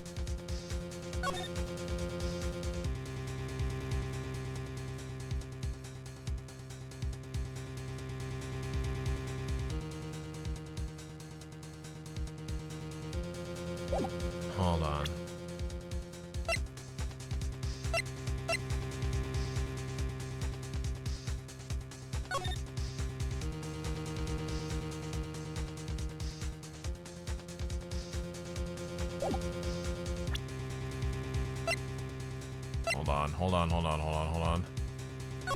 Let me cook. Hey, short stuff. Whoever's wearing this costume is significantly shorter than the Nickel Samurai. And if that's Matt on Guard's costume, it would fit him.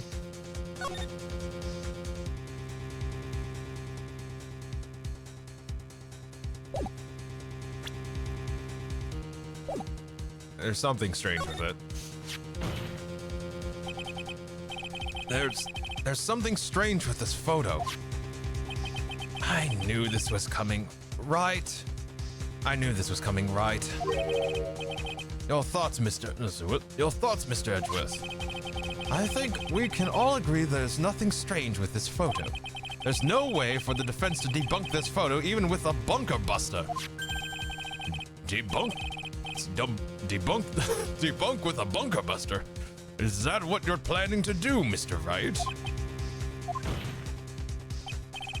Anyway, please look at the photo one more time. You really believe you can honestly find something wrong with this photo? Well then, you should only need one chance, correct? Well... I have to find something wrong with this photo. I can't let this chance go by. Where in the heck did she take this photo from anyway? It's all out of focus. Why can't she take a good shot, especially when it counts? Now then, let's hear your objection. What about this photo is strange? Boop. Take that! I would like to direct the court's attention to this one area right here. What are you pointing to? His ankles? If you could see this person's ankles, that would be one thing. However, you can't. And? What does that mean? Excuse me. The costume person in this photo could not have been Mr. On Guard. What is the meaning of this? Objection! I wonder if you would care to elaborate. With actual facts, that is. Let's take a look at the Nickel Samurai's poster. Please pay particular attention to the area around the bottom of the hakama. His socks. You can see his socks. Exactly. However, in this photo, the Nickel Samurai's clearly holding his hakama up just... Let's see. The Nickel Samurai's clearly holding his hakama up just to walk. There's only one explanation for this. The person inside the costume is clearly much shorter than the defendant.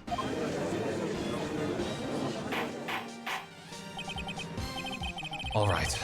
I think I've turned things around for myself this time. That's curious. Huh? What is? Edgeworth is unusually calm today. That's true.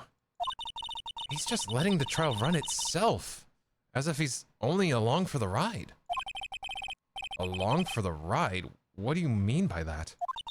I can only guess that perhaps he doesn't feel under attack at all. He doesn't feel under attack. Then I haven't damaged his case at all?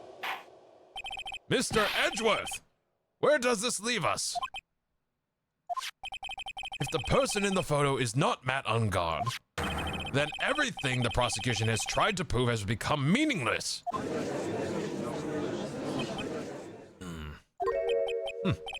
I figured it would come to this. What? Right. I have something I want to ask you. I think you have proven that the person inside this costume is not Matt Ungard. In that case, who is this a photo of?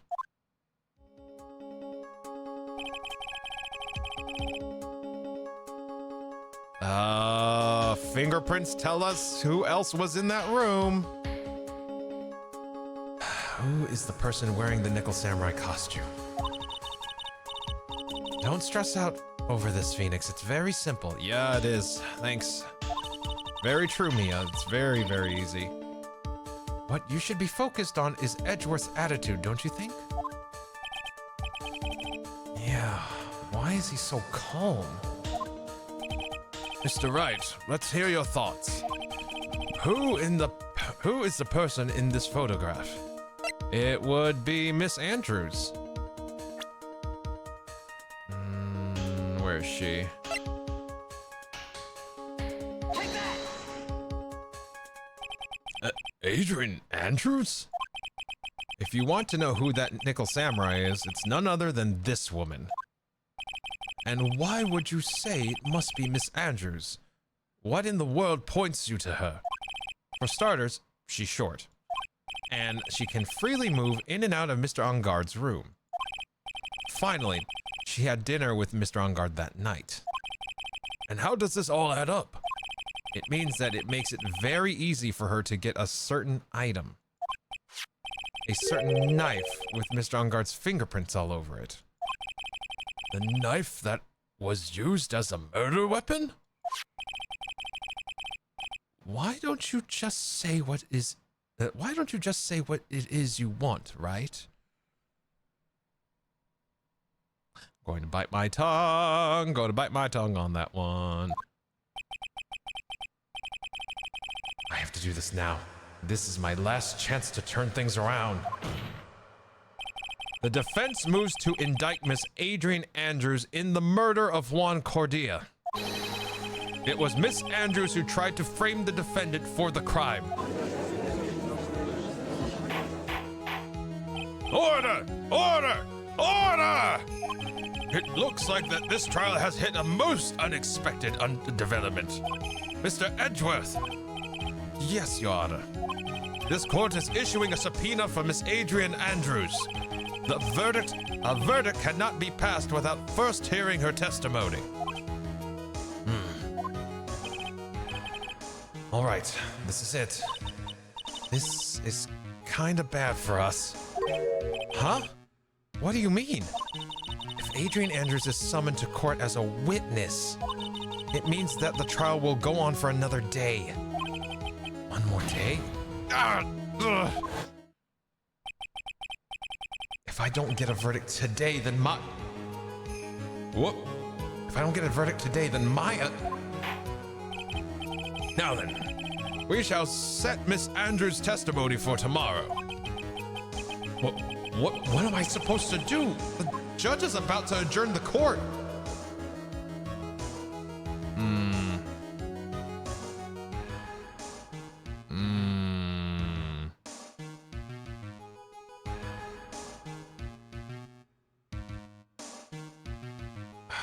Wait and see. Maya may be on the line, but if we start acting weird, that's gonna draw more attention.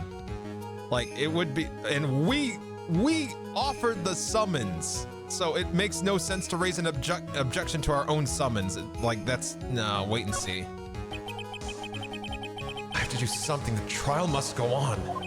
But I don't have anything left. No evidence, no nothing. Now then, the court will hold it. I abhor wasting such valuable time. Edgeworth? Your Honor, I request that you please continue with today's trial. But we cannot continue due to the unexpected development. Tisk. Unexpected development? I think you underestimate me, Your Honor. And what do you mean by that?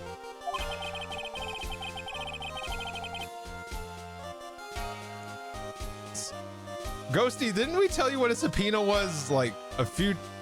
Was it yesterday? I can't remember. A subpoena is a summons. It's basically you are being called by the court on an official capacity to give testimony. You're being summoned by the court. That's what a subpoena is. It's an official summon by the court or a government entity. Let's see. I forget. Like, I forget who, but I'm pretty sure we actually did that. That Mr. Phoenix Wright would slave his, that Mr. Phoenix Wright would slave his way to subpoenaing Miss Adrian Andrews is all happening according to plan. Even if Wright was a bit slow to catch on. Huh? What? What is the meaning of your statement, Mr. Edgeworth? Miss Adrian Andrews is currently waiting in the prosecution's lobby. Seek fluid intake. She is the next witness.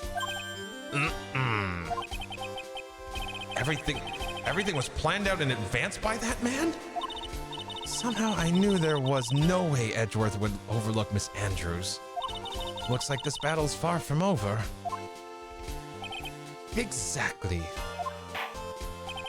Very well. We will call the next witness. However, before we proceed, we shall take a 10-minute recess. Please prepare your witnesses in that time, Mr. Edgeworth. The court will now take a 10-minute recess. To be continued.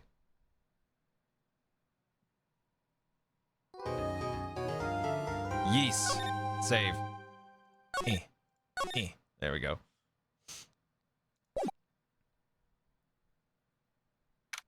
March 22nd, 2:14 p.m.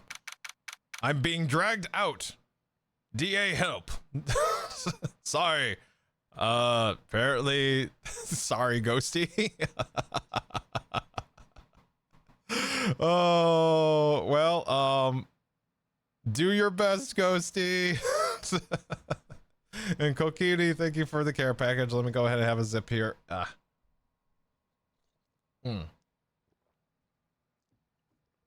Where's my chapstick? Actually, it would be a great time for that.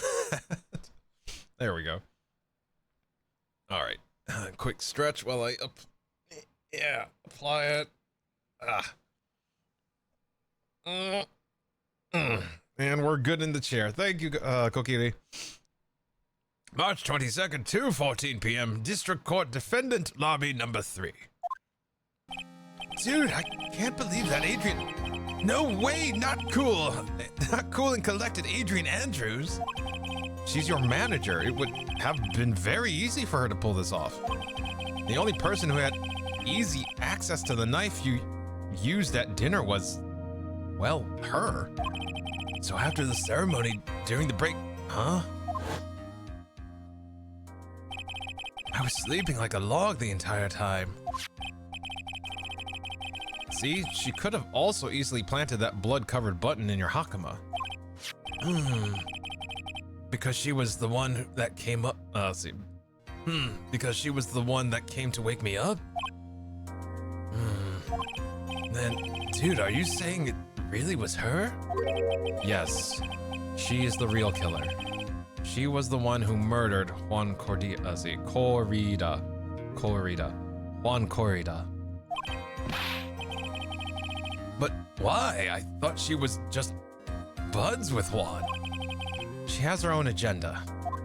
Her own agenda? What are you talking about? I'm sure you'll see by the time this trial's over. It'll be all right. I'll get you acquitted by the end of today.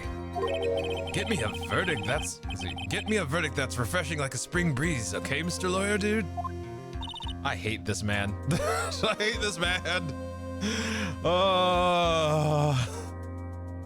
On guard, her own agenda? I thought she was... Oh, for fuck's sake. Phoenix. You think her motive is related to Celeste Impax's missing suicide note, right? Yes. Miss Andrews depended on Miss Impax as her strength and reason to live. But then Miss Impax suddenly killed herself. It sounds like she left a suicide note, and the person thought to have hidden it is Juan Corrida, isn't it? Corrida. It's Juan Corrida, the victim of this murder. And that's why I think that Miss Andrews got close to Mr. Corrida. All to get the suicide note back. That sounds plausible. But one thing bothers me. What? Who was it that first told us about their relationship? Better stated, Miss Andrews' dependency issues with regards to Miss Impax. That was Edgeworth. Edgeworth told us that. Right? Please don't overwork that your brain cell, sir. Yeah, right. It was Edgeworth. It looks like he's still the one in command of this ship. Don't let your guard down yet. Random cat fact, at least for my cat. You know how cats chatter when hunting birds to try to get their attention? My cat does it when she wants me to know her food bowl is empty. You know why. The cat has never been fed, therefore, you must feed the cat for the first time ever. Remember, a cat has never ever been fed ever. Period. End of sentence. So they are always starving and have always been fed. Every time you fill that bowl, it's always the first time. Oh my god. March 22nd, 2:25 p.m. District Court, courtroom number 3. Court will now reconvene. Now then, Mr. Edgeworth, if you please. The prosecution calls the witness subpoenaed by this court. Miss Adrienne Andrews, the person who discovered the crime in Mr. Juan Corrida's room.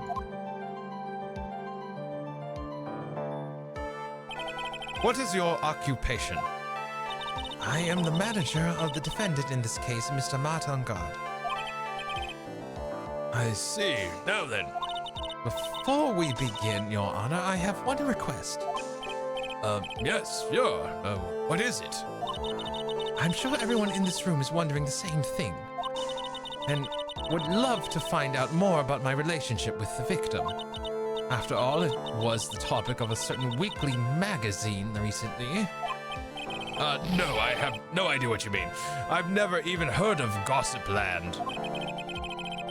If the judge was ever a prosecution... if the judge was ever a persecution witness... oh my god. Line! Refreshing the brain cell. Okay. If the judge were ever a prosecution witness, he'd do all my work for me.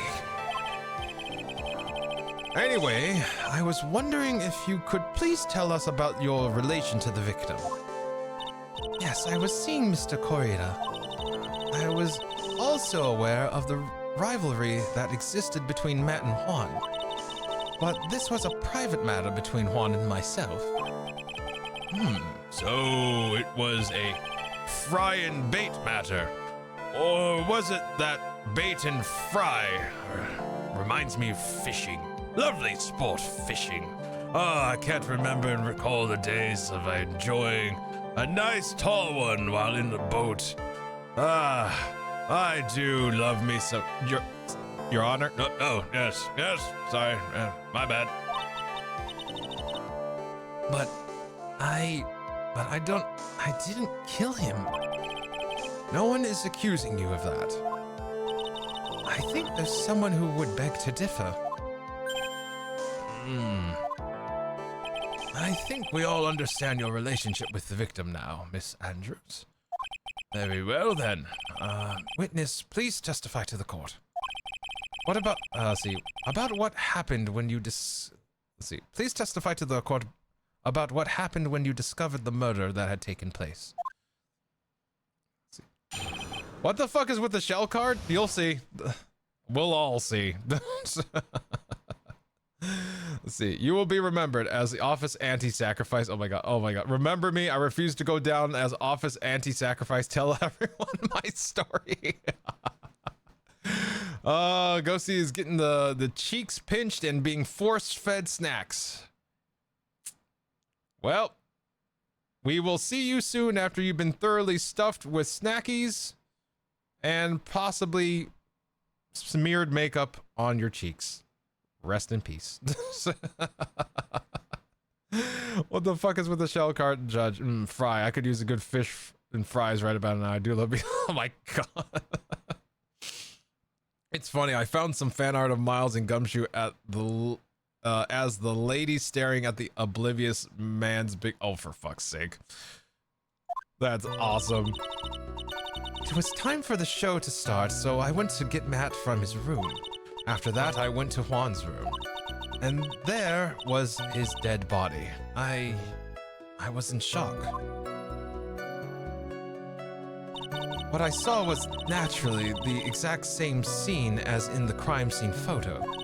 I felt as though I was about to faint, so I poured myself a glass of juice. You poured yourself a glass of juice? Yes, sadly, I didn't remember not... Yes, sadly, I didn't remember not to touch things at the scene of the crime. And I disturbed the crime scene by moving this one thing. And that is when the fingerprints on the wine glass were made, Your Honor. I see. Well, Mr. Wright, you may cross-examine the witness. Phoenix. She is one cool and collected customer. And she has the brains to match. Yes, I know. In order to catch a person like her, you have to avoid head-on confrontations. You should disrupt her pacing. Disrupt her pacing? She's the type of woman who is easily thrown off by things inconsistent with her thinking. So you have to attack when she least expects it. The instant you let up on your offense is the instant this trial is over. Understand?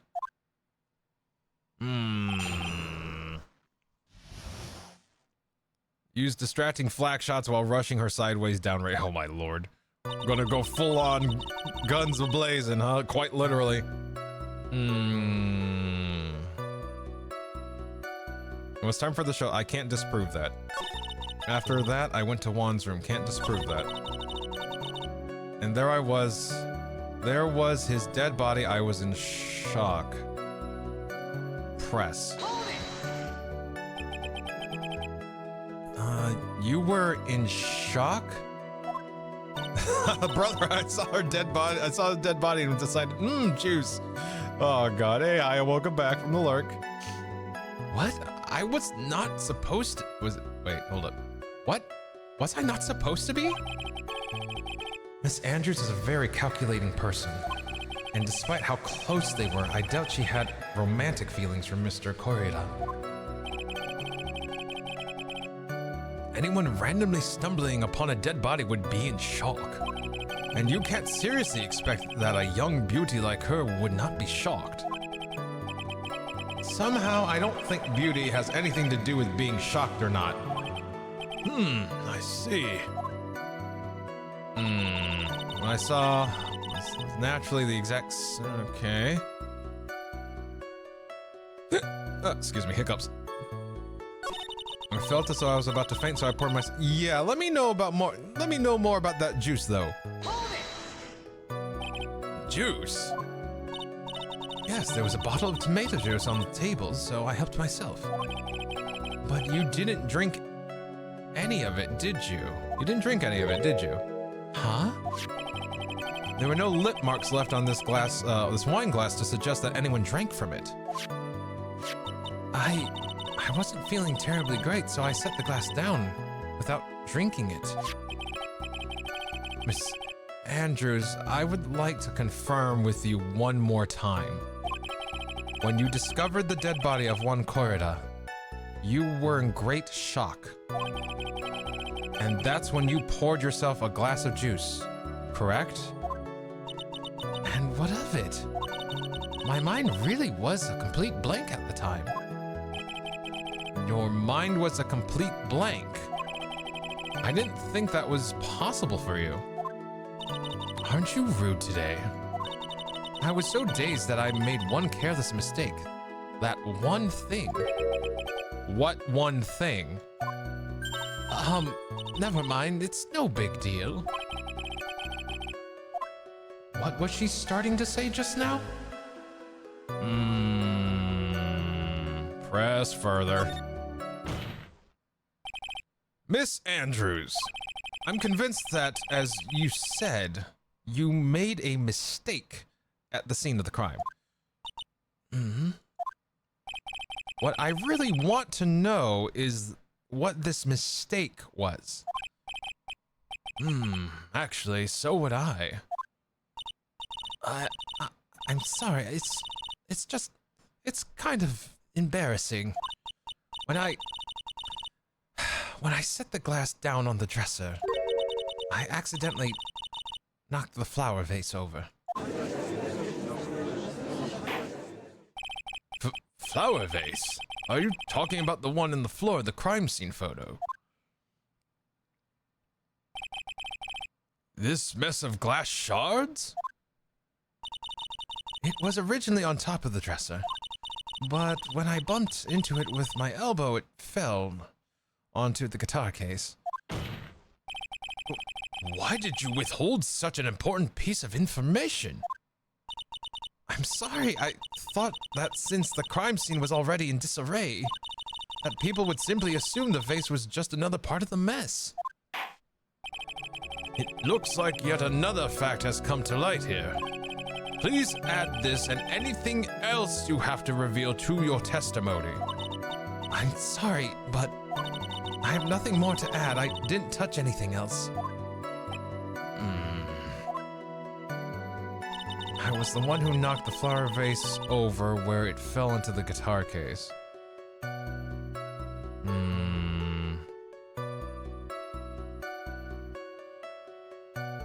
I was the one who knocked the flower vase over.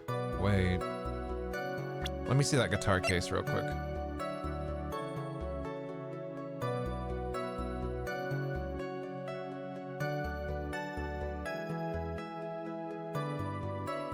Where's the crime scene photo?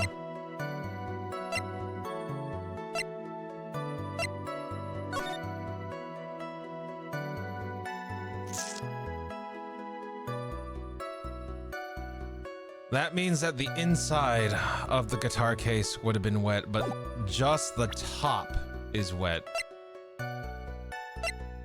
Empty, but there's some water. There's some water, but only on the top of the lid. Bears Cordia, yep. That makes no sense because the crime scene photo shows that the case is open. Okay. Let's see.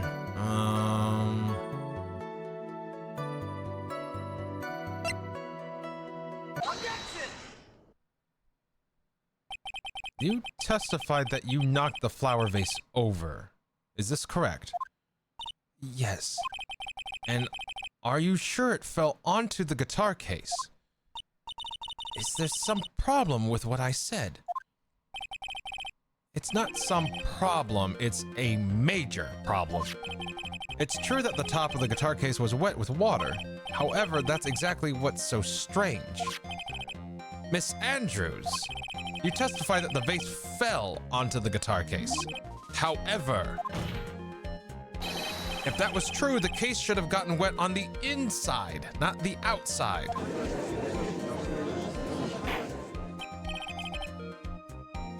That's very true. Furthermore, there's one other strange thing about this guitar case. And what is that? Let's take another look at the crime scene photo. The remains of the vase are scattered on the floor. And what's wrong with that? If the guitar case was open when the vase fell, the glass shards should be inside, not outside the case. What is your point, right? That the case was closed at the time of the vase was knocked over. Is that all? No, think back to what Miss Andrews testified to. She said that other than the vase, she didn't touch anything else. Yes, that's right. She did implicitly say she didn't touch the guitar case. But this whole matter with the guitar case is a dead end. The bright red guitar was found at the studio. It has no bearing on this case at all. That may very well be. However, the empty guitar case does seem to have no relation to this case, doesn't it? It seems that there's no deeper meaning to the guitar case. Well, Mr. Wright, do you think we need to hear more details about the guitar case? Testify. When in doubt, always press. The empty guitar case. I believe this is a crucial piece of the puzzle. I can't believe anyone would reach for straws like this, but it is you. I can't believe I'm doing this either. All right, I'll follow along for now. Miss Andrews, please testify to the court about the guitar case. Yes, Your Honor. Let's see. Let me catch up on chat here real quick before this testimony here. Brothers, let's see. So she shocked, so she drank juice, not wow, maybe I should call the police. Hold up. Test. Like everything in my left ear suddenly got quieter. And it sounds like it's my headphones. There we go. Okay. Let's see. Columbo strange. Most people would not be would be in shock and then say, scream, run, get help. Not you though. You pour yourself a glass of juice and then don't drink it. Strange. Let's see. Girlie poured herself a glass of juice and didn't even drink it. I don't remember too clearly because I was a bit dazed. I suppose I must have opened the guitar case after I knocked the vase over. It's not a big deal though, right? The case was empty after all. And for why I opened the case, even I don't know.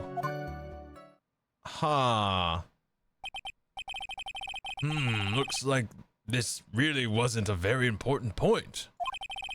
This wastefulness is such a familiar feeling by now that it's almost comforting. Anyway, I'll just go ahead and start my cross-examination. Using any way to change the topic. A convenient escape for a weak man.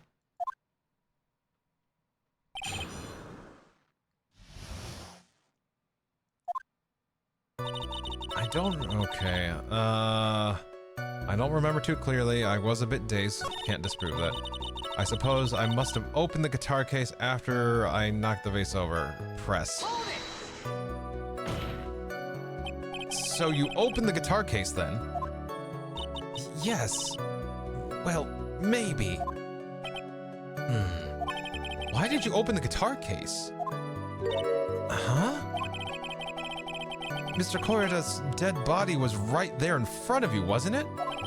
I would think that the first thing you would do is call for help, not open a guitar case.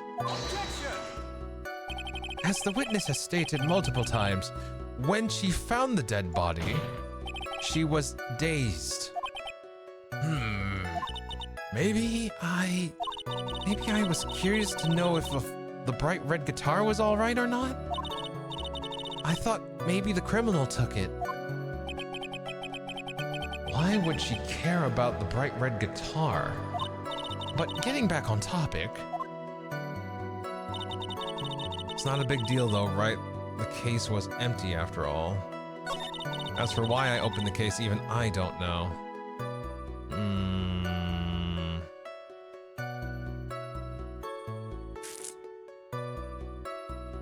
Let's see. I'm a little bit at a loss here.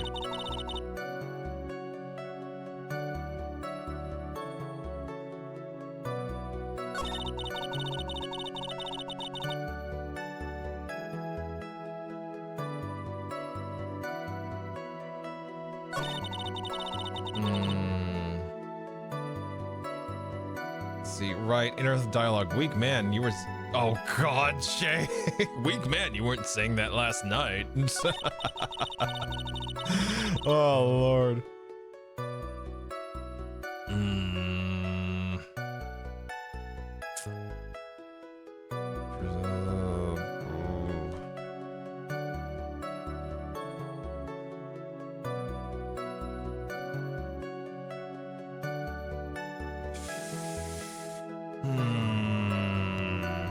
I suppose I must have opened the guitar case after I knocked the vase over. That makes no sense because of the water. That makes no sense because how the... Hold on. There's no way you were the one who opened the guitar case. Why would you say that? It's elementary, my dear. Because the only fingerprints on this guitar case are those of the victim. Ah. What is this? What is it, Miss Andrews? You shouldn't assume that I must have left prints just because I touched the case. What do you mean? What if I were to tell you that I was wearing gloves at the time? Gloves? But why would you be wearing gloves at the time? It was the night of the awards ceremony, so of course I dressed up for the occasion. Yes, now I remember. I'm almost sure I was wearing a pair of thin gloves. I see. Well, Mr. Wright, it seems the witness was wearing gloves at the scene of the crime.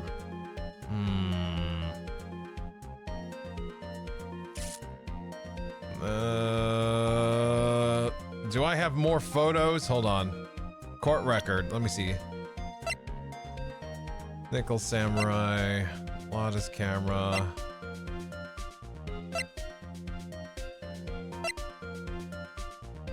Let's see. That's the murder.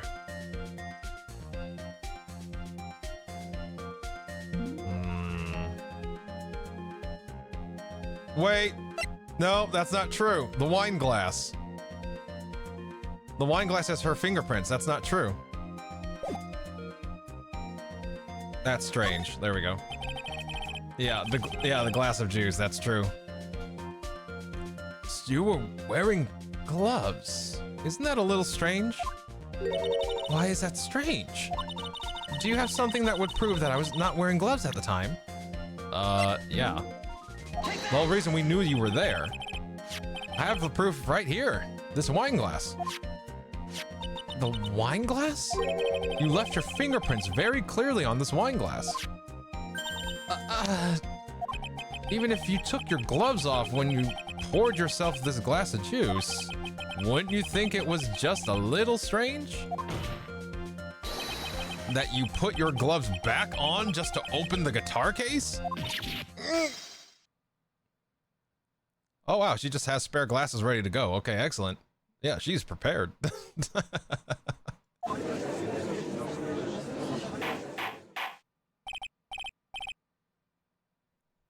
Order! Order! Order!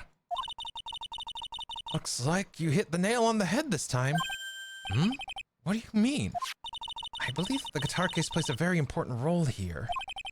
But it's just an empty case. I wonder if it really was empty, though.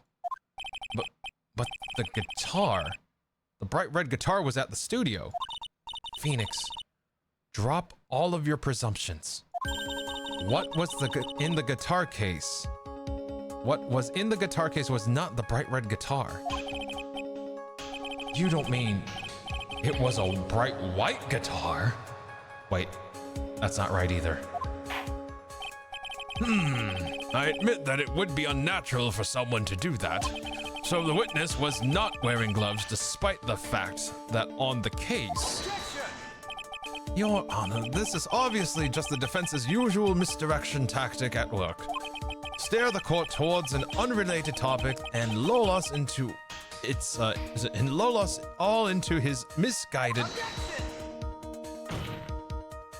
No, Your Honor, please recall that Miss Andrews had testified that the vase fell onto the guitar case, which means that the case was closed when the crime took place. However, it was wide open in this photo of the crime scene. I'm sure this guitar case has some relation to the murder. If you're so sure, right, then I'm sure you can somehow substantiate your outrageous claim, correct? Please, enlighten us as to why the guitar case has anything to do at all with this murder. Can you do that, Mr. Wright? Well, let's suppose for a second that the bright red guitar was not the only thing that could have been in the case. The bright red guitar not being the only thing? You don't mean to suggest that a bright black guitar... So you intend to push the theory that the case was not empty. Is that it, right? I wouldn't say something I didn't intend to prove. Deflate that head of yours. You haven't proven anything yet. Now then, let's have it. What was inside this case at the time of the murder?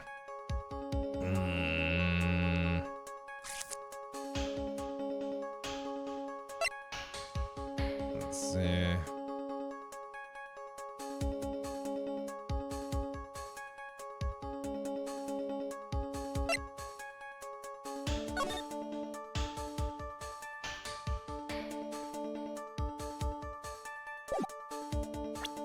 Yeah, I think that's it.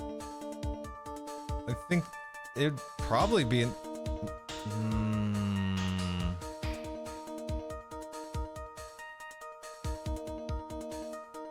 Yeah, you know what? I'm gonna take it. This is a photograph. Look at this photograph. Yes. Anyway, but what is important is what is in that picture, Your Honor. In this picture? It doesn't take a genius to see what I mean. What I'm proposing is... Inside the guitar case was the Nickel Samurai, the hero's very own costume. What? Mr. Wright, explain yourself. Right, are you saying that the witness opened the guitar case to take out a costume? What insane point would there be in doing something like that? That's an insane point would be to wear the costume, of course. Miss Andrews put it on to hide her identity so she could make her escape. After all, you couldn't let anyone see you leave, could you, Miss Andrews? I refuse to accept your theory. Do you have anything to support such a preposterous idea? Just outside the door was an investigative photographer who was starving for a big scoop. And in the end, she managed to get this shot, correct? You mean this photo?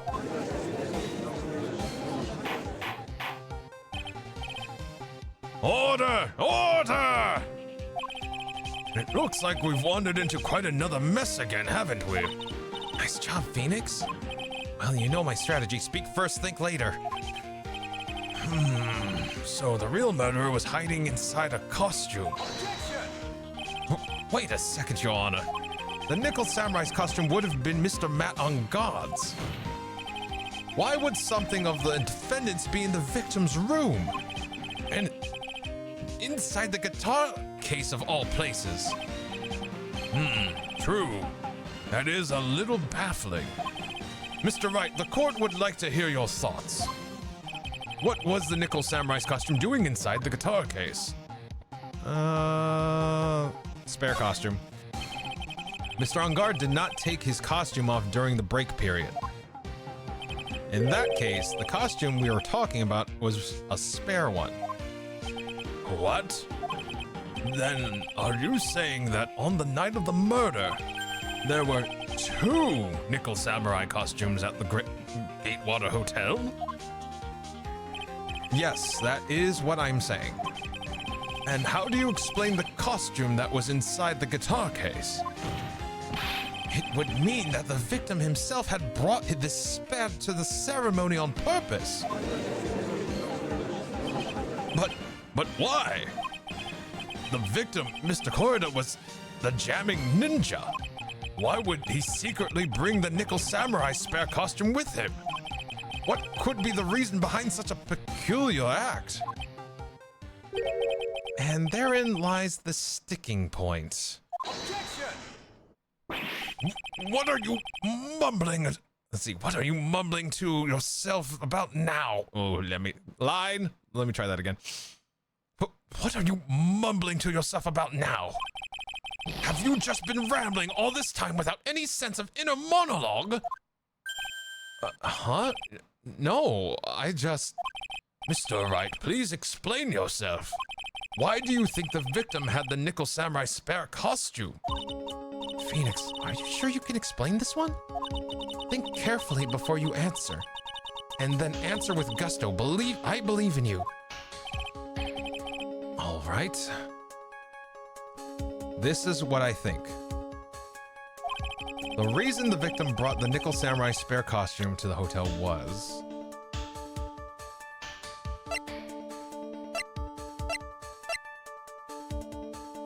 Wait.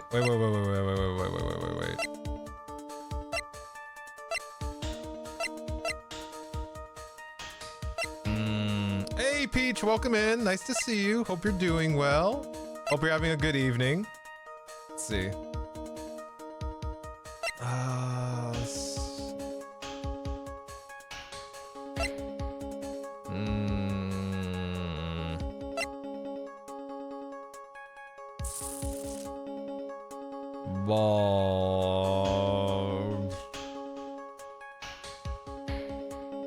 Seems like the Nickel Samurai is to confess something after the post-ceremony. Oh, wait. Is this it? Take that! Yeah, like he was gonna confess something, right? And like the official staff was kind of unaware that this was happening, right? So I think that's it. What is this? On the night of the murder, after the stage show, the Nickel Samurai was going to hold a special press conference. A press conference? Yes, the Nickel Samurai was supposed to confess something at this conference. I heard about this as well. For once, you're not making something up, right? But what struck me as strange was that Mr. Angard himself said he had no idea he was supposed to be holding a press conference that night. But how can that be? The way I see it, that can only mean one thing. The conference was a setup. By none other than the victim, Mr. Juan Corrida himself. The victim? Yes. The spare Nickel Samurai costume was prepared for that very conference. Mr. Corrida was going to hold the press conference as the Nickel Samurai. Hey, Evie, good morning. Welcome in. Hopefully you had a nice sleep. Welcome to it. Hope you're having a good one. All right. Snap out of it. Let's see. He was going to dress up as the Nickel Samurai and hold a conference. But why would the victim do such a thing? That's something I don't quite know yet, however. See, that's something I don't quite know yet. However, what I am concerned with right now is what he intended to reveal at the conference. the Nickel Samurai was going to confess something. And by confess, I'd wager he was going to reveal something about himself. Which means that Juan Corrida posed as the Nickel Samurai. That means that Juan Corrida posed as the Nickel Samurai was going to speak about Matt on guard. Yes, I guess that is what it would mean. But if that's the case, that's not a confession, that's public disclosure. Miss Andrews? I can see why you are pros at what you do. Pardon me? Yes, just as you say, the press conference was set up by Juan. Miss Andrews, please offer us an explanation for this. I was the one he asked to help to set it up. And the person who prepared the second costume for him, that was also me. You? Juan had bet everything on the German Ninja this year. And if he lost the Grand Prix, he was going to make sure Matt was going down with him. That's what he thought, anyway. He was going to ruin him, huh? It looked like somehow Juan had in his hands a secret so powerful that it would destroy Matt's acting career had it been revealed. What?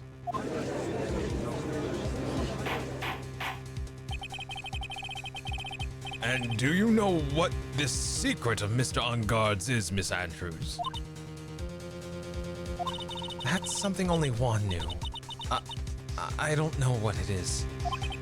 Ah, I see. I've probably been coming off quite suspicious to everyone, but that's to be expected. I've been trying to protect Matt after all. But protect Mr. On Guard? And yet again, another strange bit of truth comes to light, it seems. Miss Andrews, if you could please tell us the truth about your behavior. Yes, Your Honor, I understand.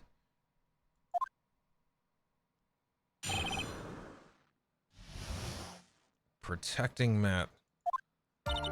From the moment I saw the crime scene, I had a feeling that Matt was the murderer.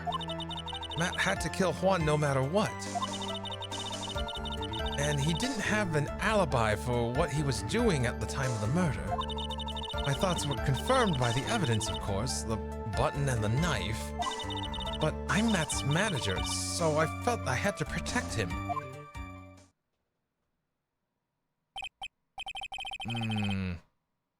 Behavior schmavior.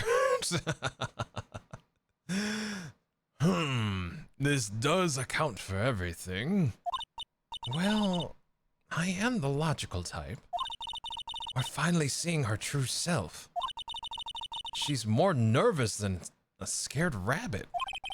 If the defense can find no fault with this testimony, I'm ready to make a ruling. Please keep that in mind as you cross-examine Mr. Wright. Looks like somehow everything has swung to the opposite end of the scale again. That just means I have to put my weight into this and turn her logic upside down.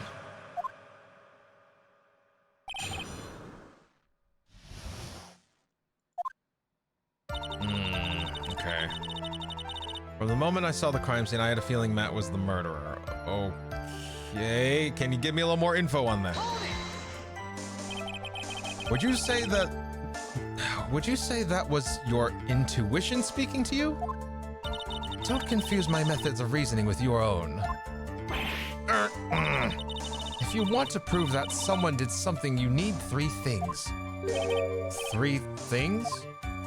A motive, an opportunity, and let's see, a motive, an opportunity to commit the crime, and finally, decisive evidence. And if you think these 3 things through, the answer becomes quite clear. You should have already known that, Phoenix. Hey, didn't they teach us? They didn't teach us that. Oh my god. All right, let's try that again. They didn't teach us that. They didn't teach that to us in school. At least, not from what I remember. Oh, I hit the wrong button. May I continue now? Were we absent that day, Phoenix? Matt Matt had to kill Juan no matter what. Press? No, we go back. Press. So, would you say that this need came from the press conference? Keep hitting that button. Yes, do you know why Juan chose that event and that hotel for the conference?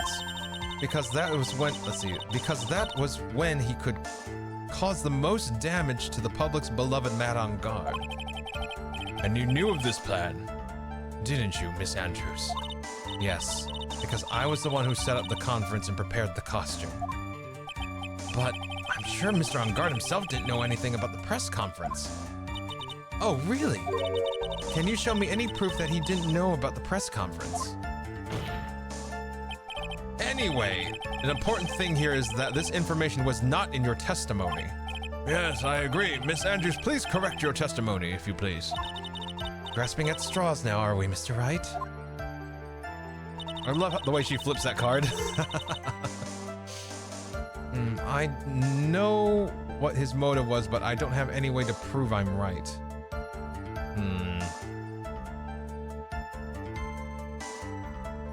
Let me see.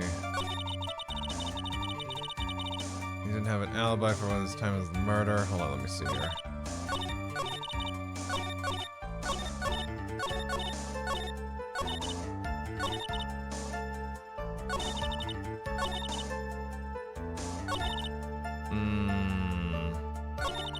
He didn't have an alibi for what was going on at the time of the murder. Yeah, that's why he was thrown in jail.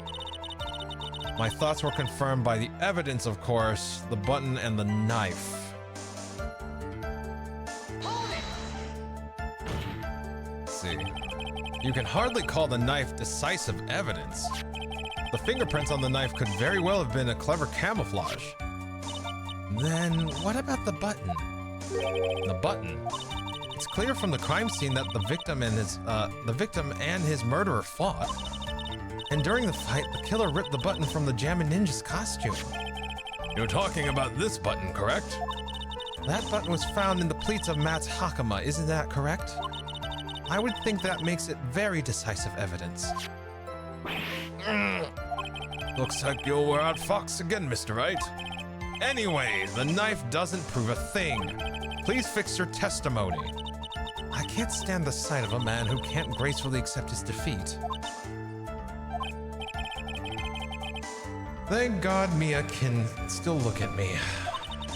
With an icy stare, yes. Miss Andrews, for Mr. Wright's sake, please add this information to your testimony. These witnesses are always so sassy in court, right?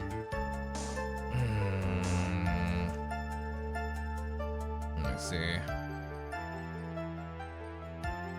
That button was torn off Juan during his fight with Matt. Let me see.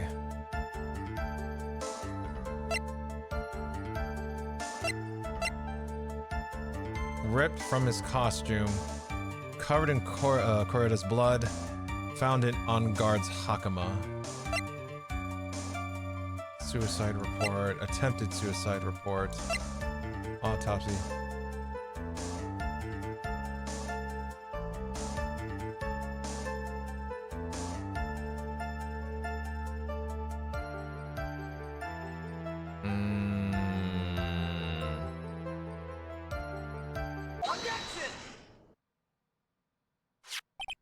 This is the victim's autopsy report.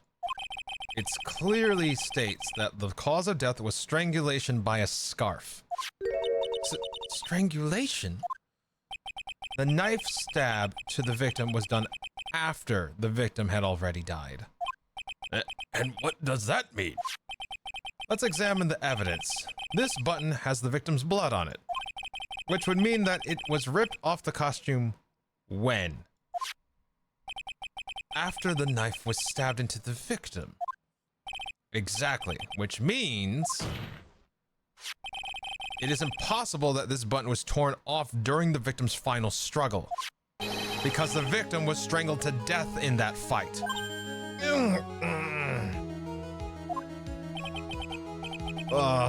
It is getting harder, Kokiri. I'm getting tired, and my brain's like, you're getting tired. It's getting rough, Kokiri, but we're getting there. I'm fumbling a little more, but we're getting there. Ugh.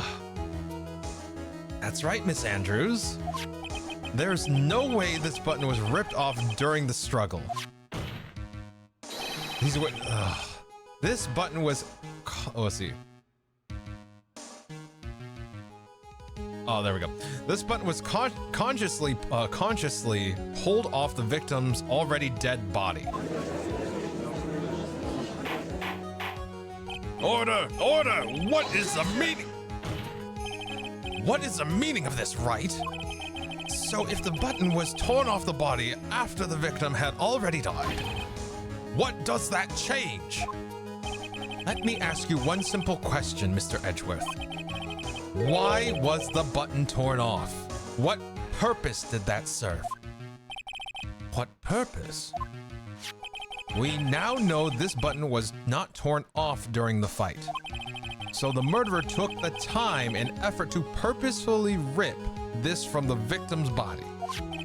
That would mean that the murderer had something in mind, wouldn't it? Mr. Wright, does this mean you know what the murderer wanted to do with this button? What was it?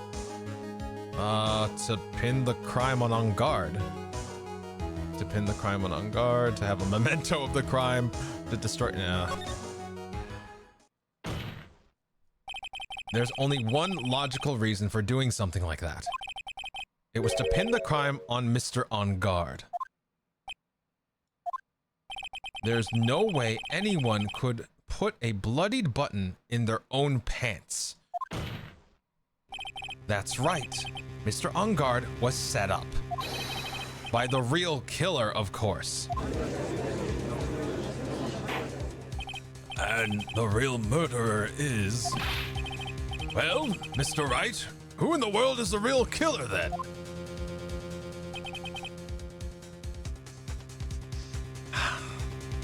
Finally. I can't believe I managed to bring this trial all the way up to this point. Phoenix, you can't let your guard down yet, not until the very end. The real killer, the person who planned to frame Mr. On Guard is...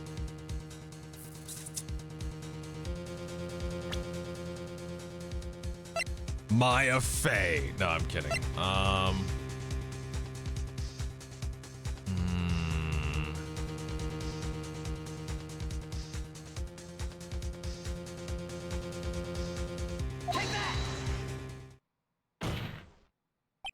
Miss Adrian Andrews. I choose you. You are Mr. Corrida's killer. What? Order! Order! Order! Mr. Wright! This is a very grave matter. Do you have any evidence that supports your charge? Any evidence? All the evidence points to Miss Andrews. How preposterous. You can't stick any of that on me. I can't? I can't, can I? Would you care to test me? Then what about this knife? The knife was used to stab the victim after he had already been strangled to death. It was used to throw suspicion onto Mr. On Guard, naturally. A knife covered in the defendant's fingerprints could only be taken from his room. And the only one who had dinner with him and knew which knife to take was you. Then, what about the button? That was found in Matt's Hakama.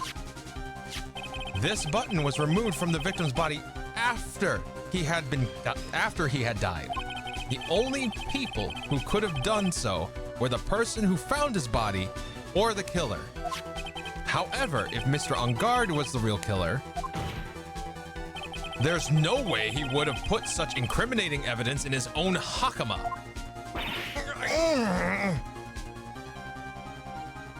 The only person who could have put this button into Mr. Onguard's Hakama is the person who went to wake him up from his nap, which is you, yet again, Miss Andrews.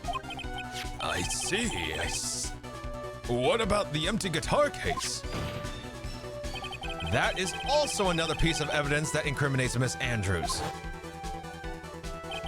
That costume was used to hide the real killer's identity as they fled the scene of the crime. Now, who could have known that there was just such a costume inside the guitar case? It could only have been the person who prepared the costume for the victim. And that person is you, Miss Adrian Andrews. No, But Miss Andrews' fingerprints were nowhere to be found on the guitar case. And it was you who proved that she was not wearing gloves at the time. That's right. That's because she did not intend on leaving any prints. If anyone had found out that she had touched the case, they would have asked her why. So to avoid leaving any prints, she used a towel or something else to open it. But the glass of tomato juice is a different story. Miss Andrews purposefully left her fingerprints on the glass to show that, yes, indeed, she was the classic dazed discoverer of a dead body. And to top it all off, is this photo. A photo of the killer as they exited the scene of the crime. No reasonable person on Earth can believe this Nickel Samurai is Mr. Onguard. He would be much too short for his own costume if it was him. Speaking of how tall people are, and Miss Andrews, you're also kind of short in stature, aren't you not? Are you not? But please stop. Well, how about it, Miss Andrews? I've got her this time. Miss Andrews? I refuse to testify. What was that? There's a law. It says I can't be forced to testify about something if it can incriminate me. She's pleading the fifth. Well, yes. You are absolutely correct, Miss Andrews. The law does provide us with a way to avoid self-incrimination by allowing a witness not to testify if the testimony can cause damage to themselves. What? Pleading the fifth is not something most people would think to do on the spot. Actually, thinking back to yesterday in Mr. Onguard's room. Adrian Andrews! Yes? Think hard about what we just discussed. Understood? All right.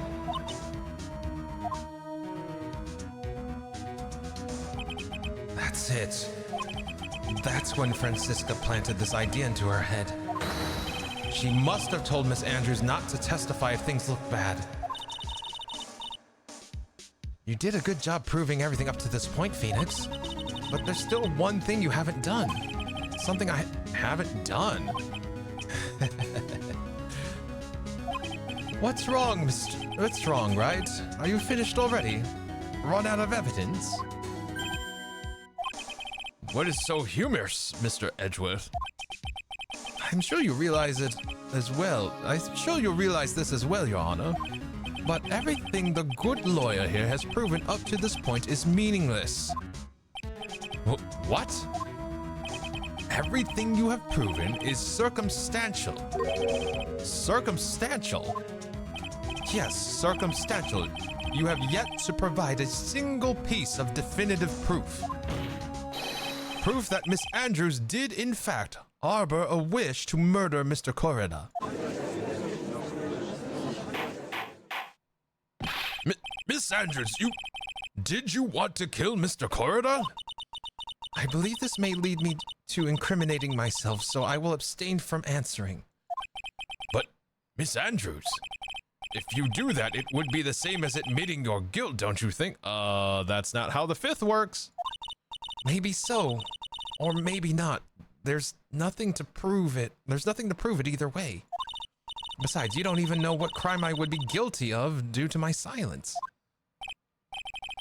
No, she's taking that defiant attitude again. Hey, Hugo, welcome in. Nice to see you. Hope you had a good, hope you're having a good morning so far. Welcome in, welcome in. Mia, what should we do? Somehow we've landed in the worst possible position. I think we have reached a certain conclusion at this point in time.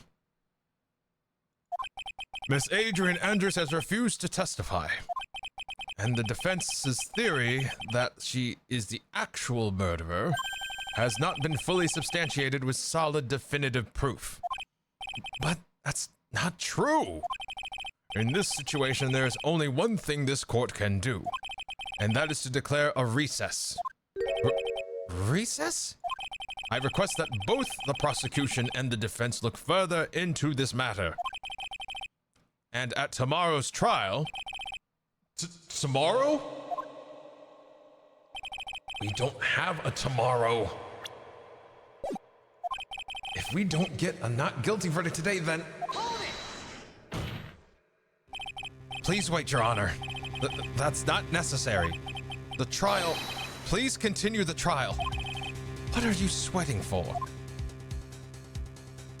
Your client is getting one more day to live, isn't she? That's not it. This isn't about that. Edgeworth, I know you know who the real killer is. Please, let the trial continue. If I don't get the verdict, then Maya...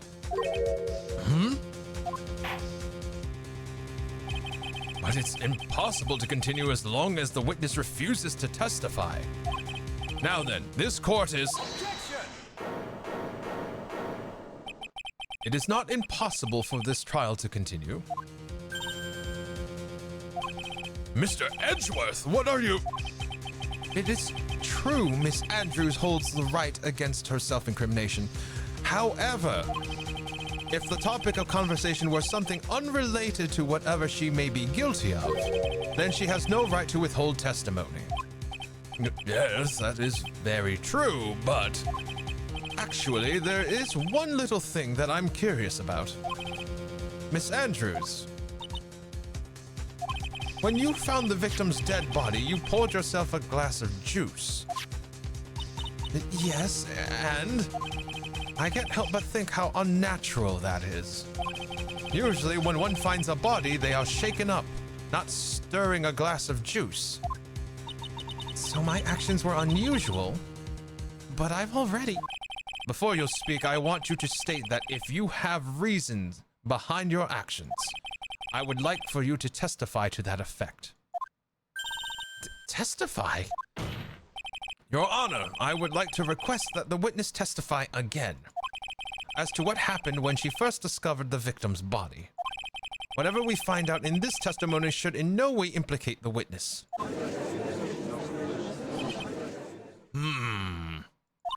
I don't know what it is about Edgeworth today, but I can't get a good read off him.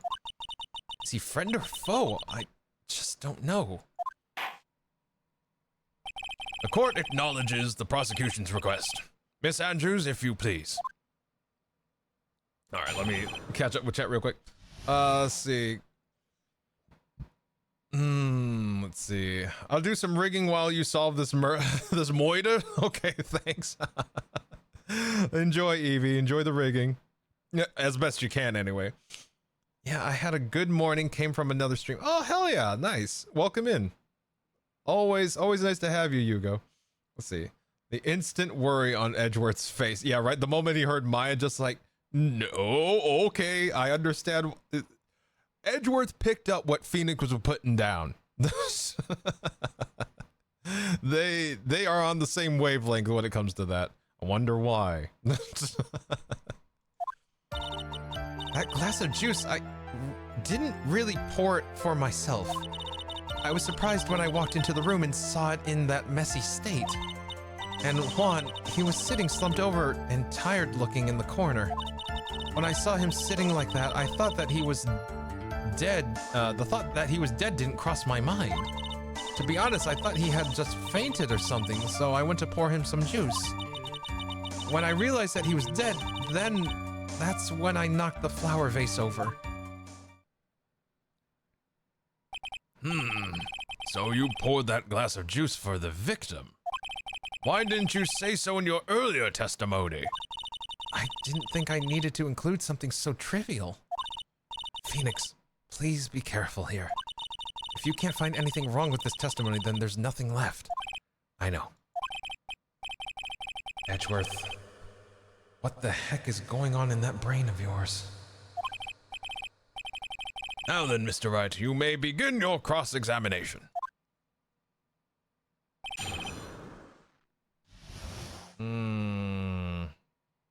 All right.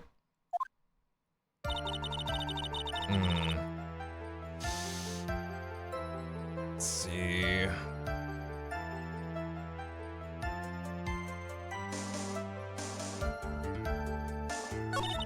was surprised when I walked into the courtroom and saw a messy state. Juan was sitting slumped over, tired, looking in the corner. When I saw him sitting up like that, he thought that he was dead, didn't cross my...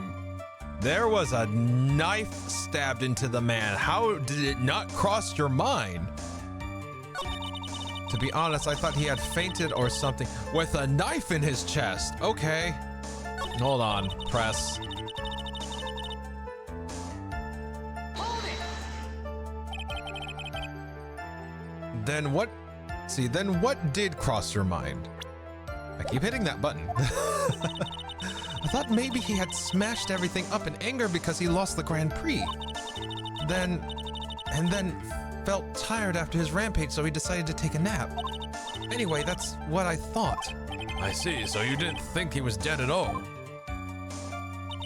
To be honest, I thought he had fainted or something, so I went to pour him some juice. No.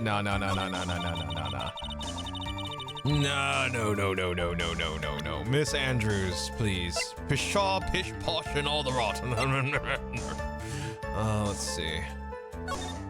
Yeah, ain't no way, lady. Objection. So you honestly didn't think he was dead when you found him? No, not at all. Even though this is what you saw when you discovered the body. Ah! What is the meaning of this?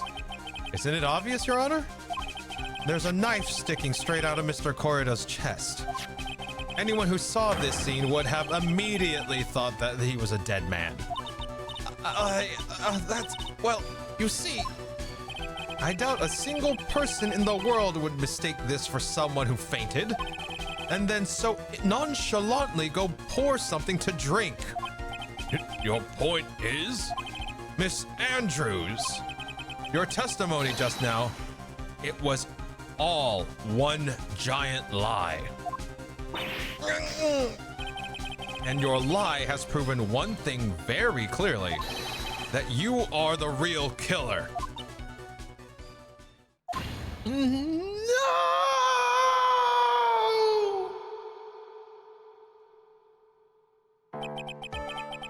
It looks like the defense has somehow brought the ugly truth to light. The defendant, Mr. Matt Ongard, is not guilty after all. But that's impossible. You're wrong. Miss Andrews, try to have some composure. It wasn't me. It wasn't me, I tell you. It was Matt, I swear it. He's the one who killed Juan. But you were the one who refused to testify. And your reason for not doing so was that you might end up incriminating yourself. That's because... Miss Andrews, I will give you one last chance. What exactly are you hiding that may incriminate you? I refuse to testify.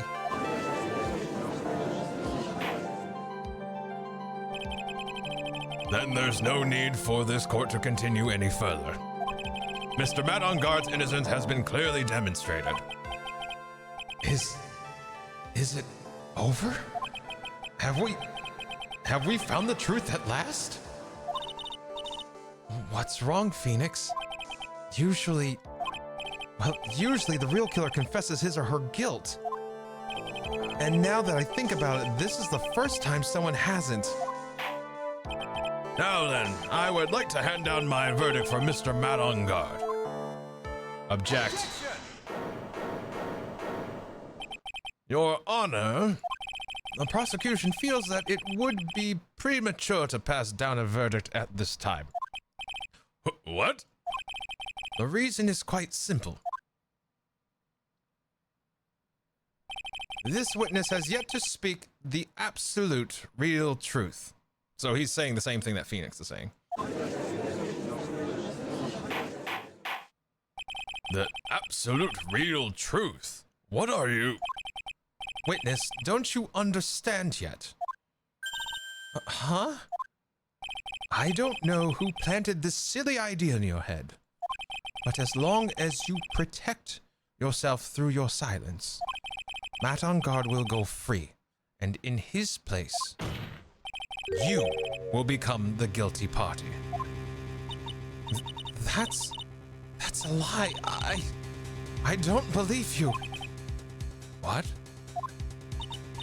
I was told if I spoke, then it would be all over and Matt would never be declared guilty. What in the world is she talking about? Has she lost it? I can't speak about it. I'm too scared. It's Franziska von Karma. Huh? Don't you remember, Phoenix?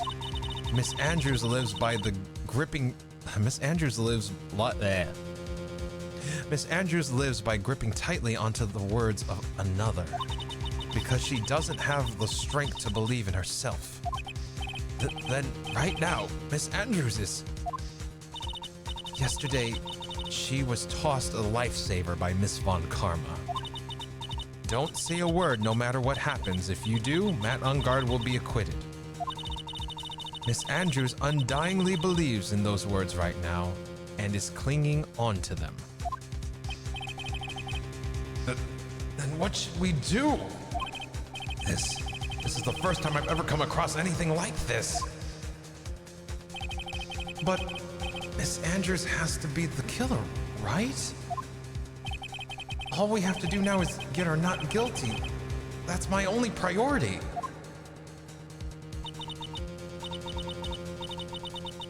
It wasn't me. I'm begging you, please believe me. I didn't kill Juan. Help. Please, someone help me.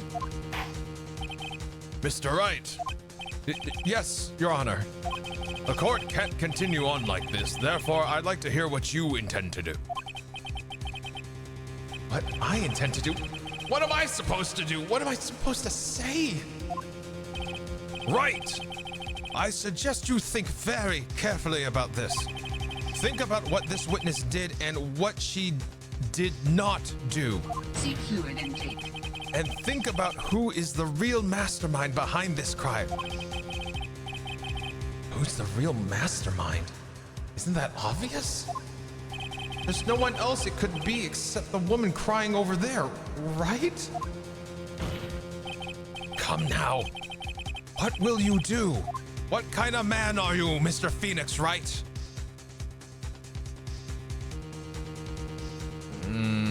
We force her to testify. That would be my guess.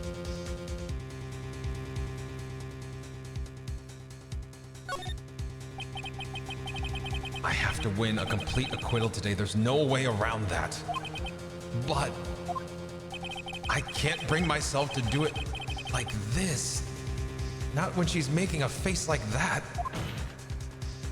Miss Andrews, I would like to know what you are really hiding. Mr. Wright, are you sure you know what you're doing? Sure, Mr. On Guard would get an acquittal, but in his place, you would be found guilty. Is this how you really want this trial to end? quiet. How dare you? You're trying to trick me. That's enough. I commend you for trying, Mr. Edgeworth. However, it's clear that the defense's theory is the truth. You're wrong.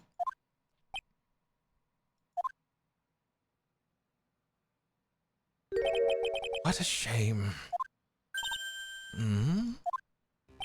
I had hoped things wouldn't come to this, however...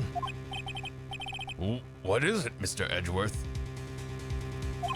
Miss Andrews, since you absolutely refuse to testify, it falls on my shoulders to disclose this to the court. Stop. Mr. Edgeworth! This witness, how should I put this? She has an illness. What? And because of this illness, she has tried to commit suicide in the past. Stop.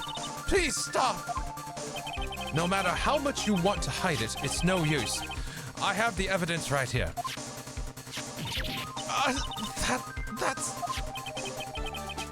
That's the second part of the suicide report. That's the attempted suicide report. What will you do now, witness? You know what I'm about to do, don't you? I will now reveal to the court the true nature of the pitiful woman known as Adrian Andrews. The secret of her dependent nature. Having other people know about it scares her more than anything else in the world. Please stop. I beg you. If people find out, I'll... If you're going to say you would choose death, that is of no concern to me.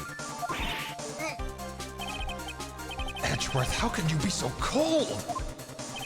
However, before you die, I will pull the truth from your still breathing lips. No matter what I have to do. So, will you tell the court yourself, or shall I? Either's fine with me.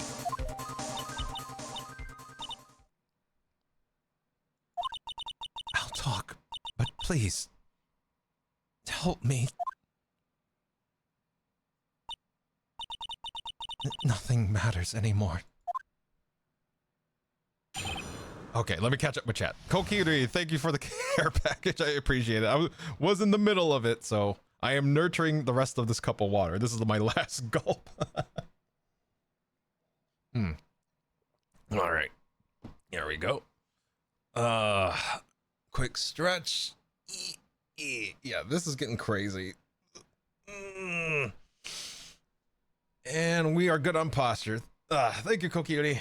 Let's see. I really need to think about who Miss Von Karma is for a moment. She's the lady with the whip. That's all you need to know. Lady with a whip in the courtroom. That is Franziska Von Karma. Okay. Let's figure out what the hell's going on here.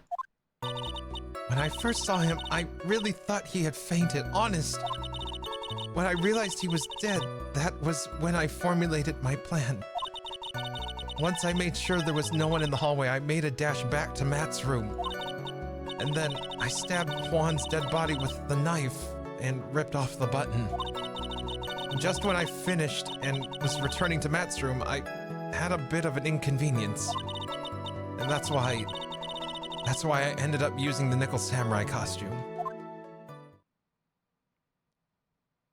Go get some more water. I might not need it.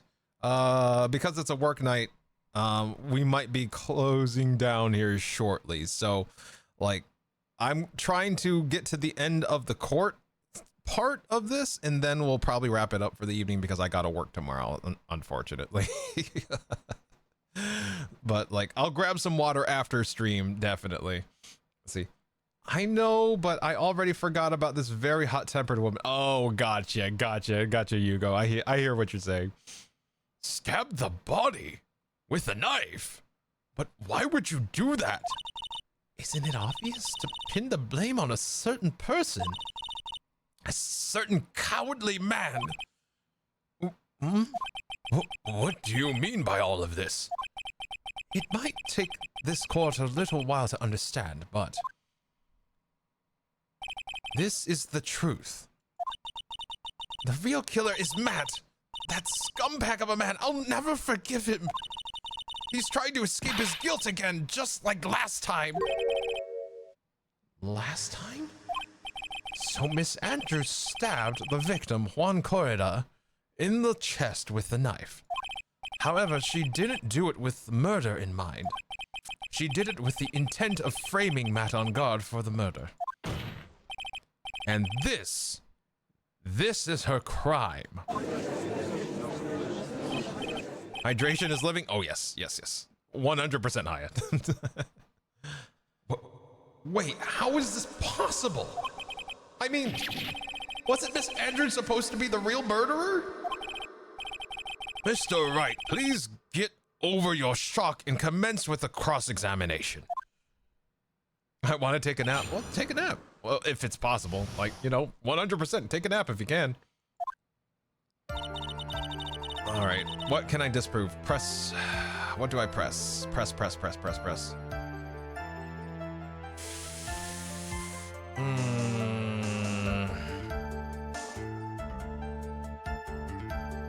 Let's see, when I first saw him, I really thought he fainted. When in doubt, press.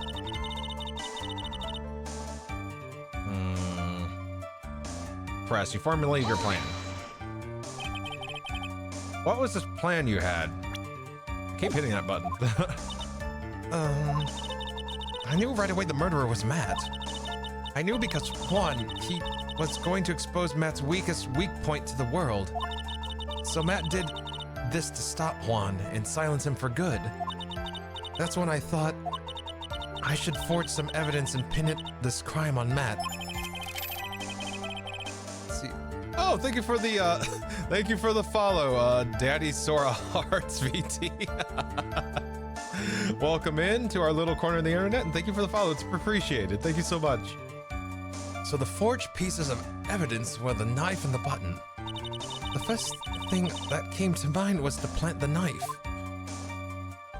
Once I made sure there was no one in the hallway, I made a dash back to Matt's room. That was so you could get the knife, correct? The knife Matt used at dinner had his fingerprints all over it. I thought that if I used that, then the police would certainly turn their eyes towards him. Matt was napping with his costume on at the time. I slipped in and took the knife and returned to the scene of the crime. And then I stabbed Juan's dead body with the knife and ripped off the button. Just when I finished and was returning to Matt's room, I had a bit of an inconvenience. Oh, okay, let me press that. And then I stabbed Juan's dead body with the knife and ripped off the button. Made sure that there was... Right, let me press this. Press. There we go. Let's see.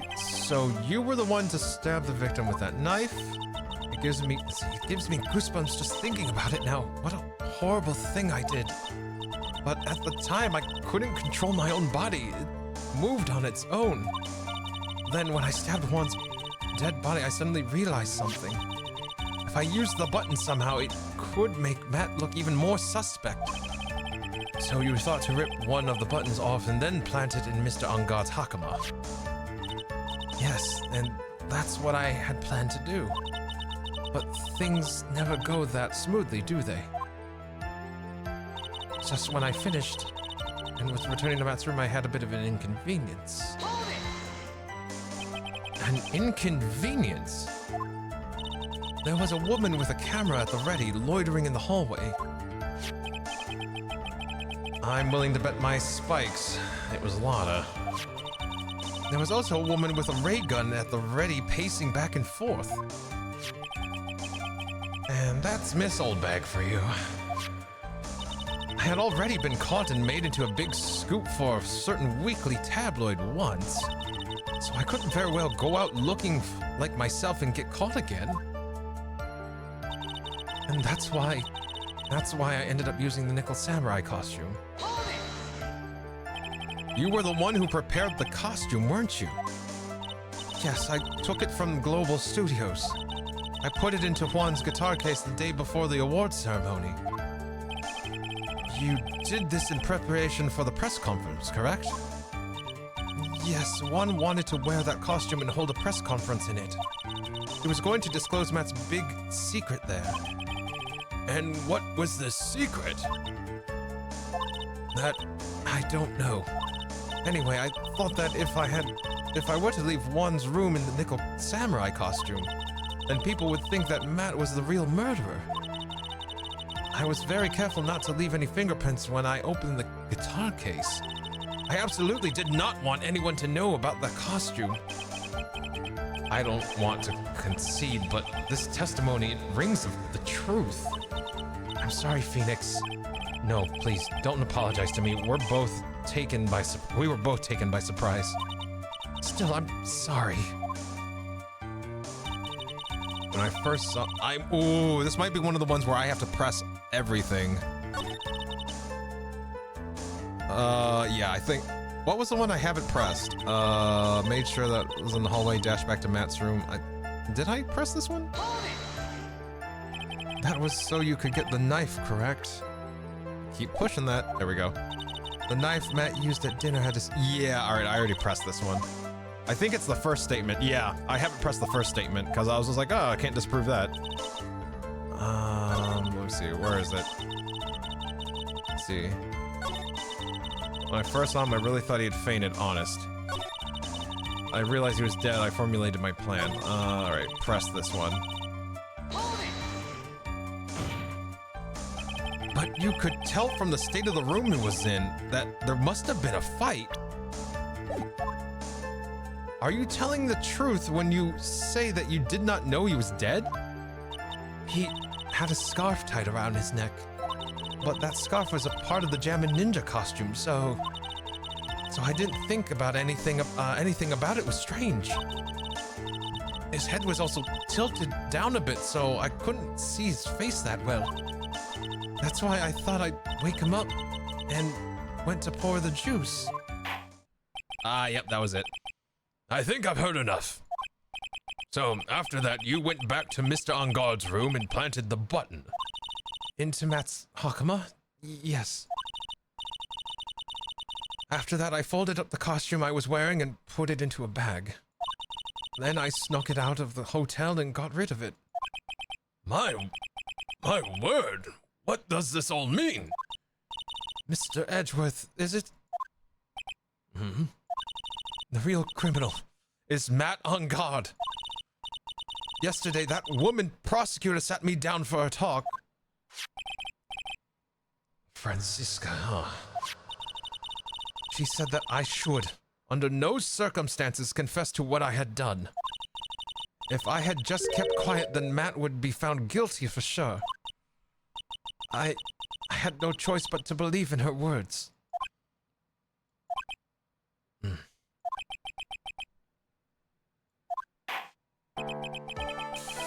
What this witness has done is clearly unlawful.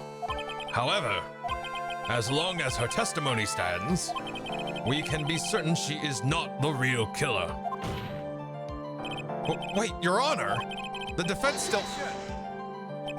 Right. It is pointless. At this point in time, it is not possible to indict Miss Andrews on anything. Yes, exactly. There's still a single piece of evidence that points to her as the murderer. There isn't a single piece of evidence that points to her as the murderer. The cross-examination of the witness is over, and so is today's trial. You couldn't establish that witness was the culprit. Please let it go, Mr. Wright. But... Mr. Edgeworth, please place Miss Andrews under arrest for further questioning. Understood, Your Honor. Prosecution will arrange for her detention immediately. Hey, Fanta, welcome in. How you doing? Hello. What is this really fetching model I am currently looking at? This is a PNG model made by our very one and only Ghosty Spectre. So Ghosty made it for me so that when I'm not in the live 2D mood, I can use this. So we have Ghosty to thank for it. It's very nice and I really appreciate it. And how are you doing, Fanta? Let's see. Sorry, I had to. The Matt on Guard case. I no joke thought Matt was so hot. Oh God.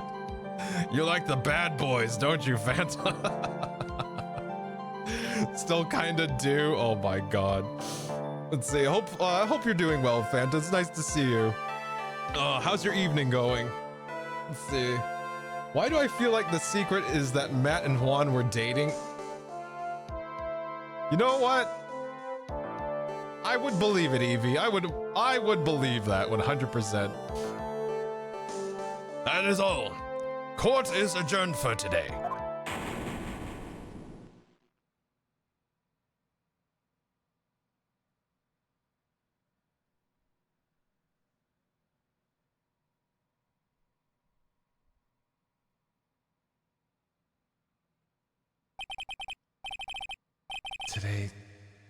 Today's trial, it's over. And I didn't win an acquittal.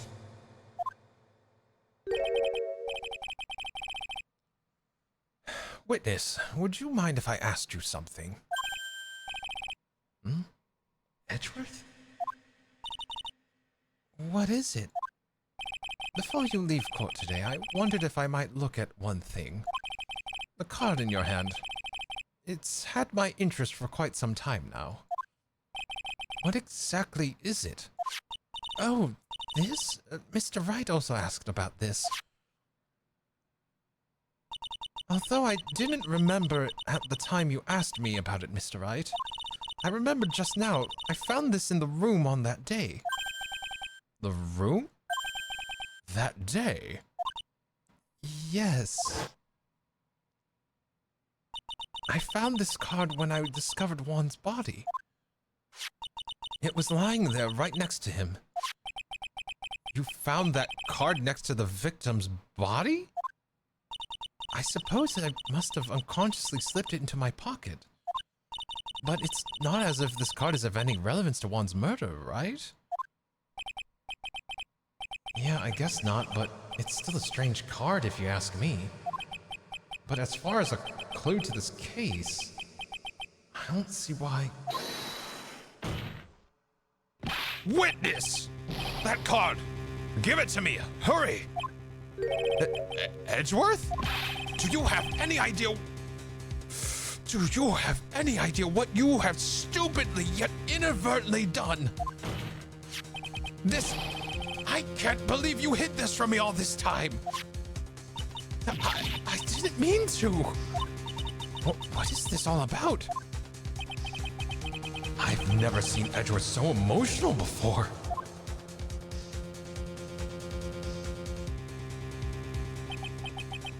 That card. What in the world is it? What does it mean?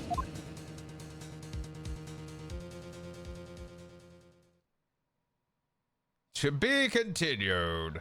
Oh, Lord. Let's see. Boo, Matt Stinky. He don't deserve one. Karen has spoken. To be frank, I agree. I don't like his attitude. I really don't. Oh, God. Do not like him. Let's see. I remember back in the day reading the whole ass Matt on Guard. Oh my God, Fanta. Let's see. Can't believe Maya's dead. Oh my God. I start to draw Lasty with tied hair, and the rest of the concept is secret. Okay. I'm okay with that, Haya. I'm gonna become the fucking Joker. Oh my God, Shay. Let's see. Oh, Matt, why? Oh, Matt, why you gotta be so toxic like that? Why you gotta be so... Oh my God, Fanta, are you the I can fix him? Are you the I can fix him for Matt? I don't like his attitude. I do not like him. I've run into, like, when my sister did modeling, I would run into acquaintances she had and just gave off the same fucking air and attitude. Just, I did not like it. Did not like it. March 22nd, 5:24 p.m. Brighton Company Law Offices. Mystic Maya! Mystic Maya's! Oh god. They think she's dead. There, Pearls. I can't take it anymore. Ah! I can't scream because the fucking property manager lives right next door to me, so I was like, oh, no, I gotta keep that down. Look, it'll be all right. Everything may still work out. Huh? The condition was that we had to get a not guilty verdict. And so far, the kidnapper has kept his word and hasn't hurt Maya. And he won't because Mr. Ungard hasn't been given a guilty sentence yet. Cheer up. We don't have... Oh my god. All right. Phoenix is being a little aggressive here. Cheer up. We don't have time to stand around crying. We've got to get going. You're right. Mystic Maya is in much more pain than I am. Yes, that's right. So, hey, you guys. Glad I caught you, pal. Mr. Scruffy Detective. Oh boy, looks like Detective Gumshoe has been dubbed Mr. Scruffy Detective in Pearl's book now. It's just plain old Mr. Dick Gumshoe. Now, I've come to talk to you, pal. But we're kind of busy right now. Let's see. Oh my god. Let's see. You, wait. Ah! I can fix them, I swear. No, you cannot. Stay away. What happened to Maya? The condition of the trial was to get a full acquittal on the first day, or at least that was how it sounded like. And because we didn't get the acquittal on the first day, it is assumed that Maya may have been killed because of it. So the people at the office are assuming that Maya might be dead. Let's see. So basically, Maya has been kidnapped, and we got she's being held ransom for the full acquittal of Mr. On Guard. And because on the first day, and because we didn't get that, we are assuming, or they are assuming, that Maya is now dead because due to the kidnapper's request, or demands, I should say. Oh shit! Legit, no way to argue if you get written. Oh god. All right, let's talk to Mr. Gummy here. The future. So, what are you going to do from now on? What do you mean, pal? Well, you've been fired, right? So, do you have a new job lined up yet? Oh, that. What am I supposed to do now, pal? I don't have anything coming in at all until my next payday. What are you talking about? You don't have another payday? You don't have another payday. I guess that means I'm just gonna have to work here at your place, pal. Say what? You'll be searching for things that will prove Mr. On Guard's innocence all day, right? Well, yeah. So yeah, I'm gonna help you out, pal. I've got lots of experience in investigating and watching over people's places. And I'm great at making really simple meals, pal. I'll take care of all of it. Come on, Mr. Nick, let's get Mr. Scruffy Detective, let Mr. Scruffy Detective take care of things. Okay. By the way, what's your best dish? Instant noodles, pal. Why am I surrounded by people who only eat cheap, unhealthy food? That was the first time I've ever seen Mr. Edgeworth act like that. Never thought he'd say something like he didn't care about if Miss Andrews killed herself. He said that? That's horrible. But because of him doing that, we got the truth finally. The truth. Miss Andrews' last testimony. I wonder if that was the truth. I'll give you that there was nothing strange in her testimony itself, but I still think there's something fundamentally wrong with the whole thing. You mean about that thing, pal? Why would she want to... No. I mean, almost need to frame Mr. On Guard. I couldn't figure that out from anything she said at all today. Then you're saying that testimony was a lie? Not a lie per se, just feels like there's more here than meets the eye. Or that Edgeworth would like us to believe. That's such a dirty trick. Even that woman prosecutor was better than that. Franziska von Karma. Speaking of Miss Von Karma, do you have any more information on her condition? Wasn't she shot this morning? Yes. Yes, Gummy, work with us forever. Did he just hire himself? He sure did. He went like, I would like a job. You're hired, me. Gumshoe sidekick. Hell yeah, Pig. Welcome in. Nice to see you. Let's see. I want instant noodles now. I want ramen now. I want like actual ramen. Like legit with the soy egg and everything. Because the economy sucks, Nick. God, ain't that the truth? Franziska. Miss Von Karma was shot today on the way to the trial by a pistol pal. But she's gonna be fine, right? I mean, Edgeworth said she was in stable condition, but... Well, she was shot in the shoulder, so she's okay and still hanging in there. But should be done taking the... They should be done taking the bullet out, so she's probably resting in the hospital.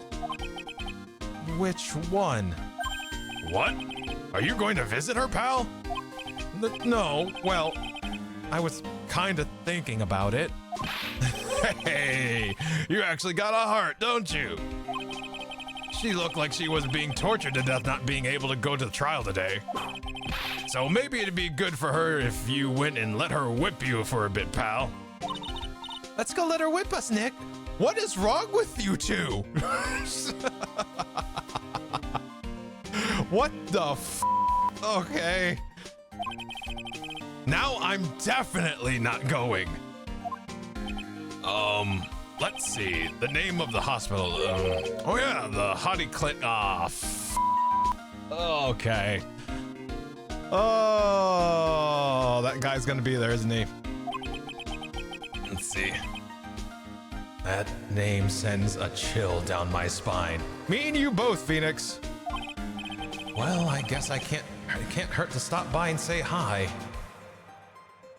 Nasty, yep. Mr. Yes, that guy. I'm super jealous of Singapore combinis whenever I go back. Oh, Lord. Oh, and that doctor gave me such creeps when I play. Oh, yeah, right, Fanta? Jesus Christ. Singapore actually sold ramen eggs in like the convenience stores like a seal. Oh, magic place, Fanta. That's magic. Actually, I was told it was really easy to make your own ramen eggs, and actually my brother from another mother is actually, I need to get his recipe. It was like God, I forgot the recipe, but like I need to get his mix recipe where you soak the egg and how you do it, and like I think I'm just gonna start making my own ramen eggs so that way I can just add it to whatever I want. Even like the instant ramen noodles, it'd be really tasty to have something like that in there. Let's see.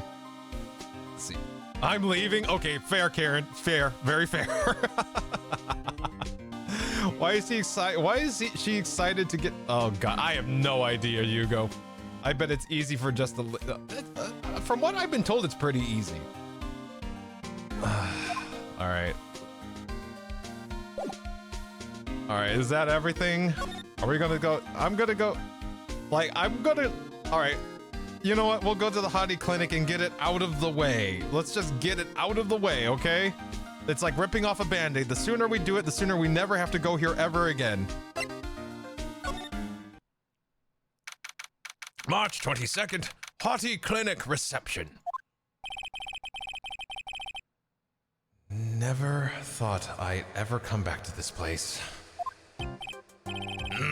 Yes. Are you here to visit a patient? Oh, hi. Wait a second. Oh, hi. Wait a second. You're... yes, I'm Director Hottie. Why are you still here? Yes.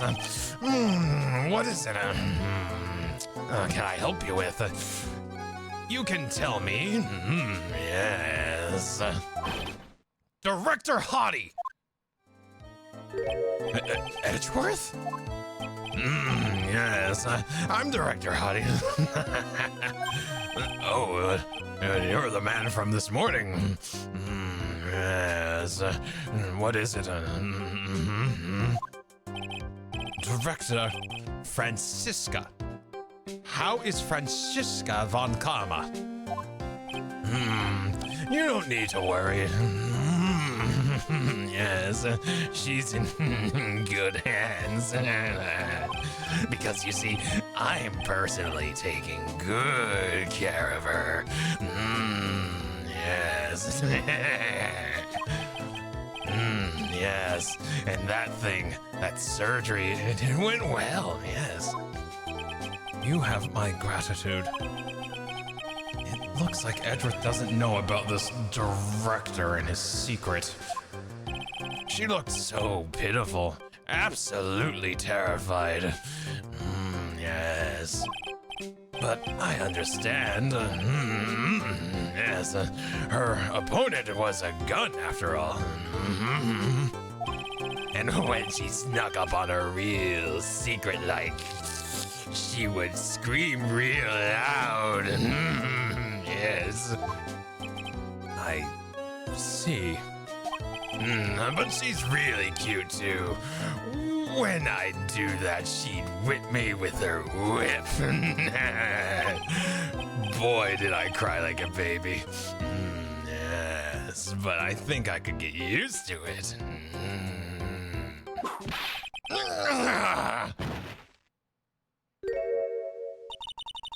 I have never been so happy to see Franziska whip someone.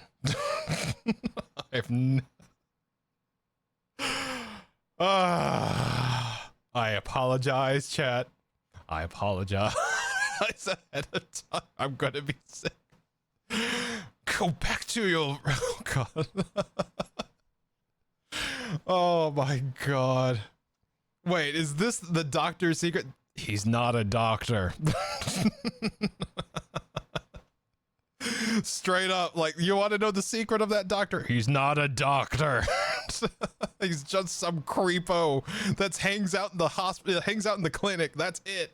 That's all he is. Oh, I never wanted you to shut up more than...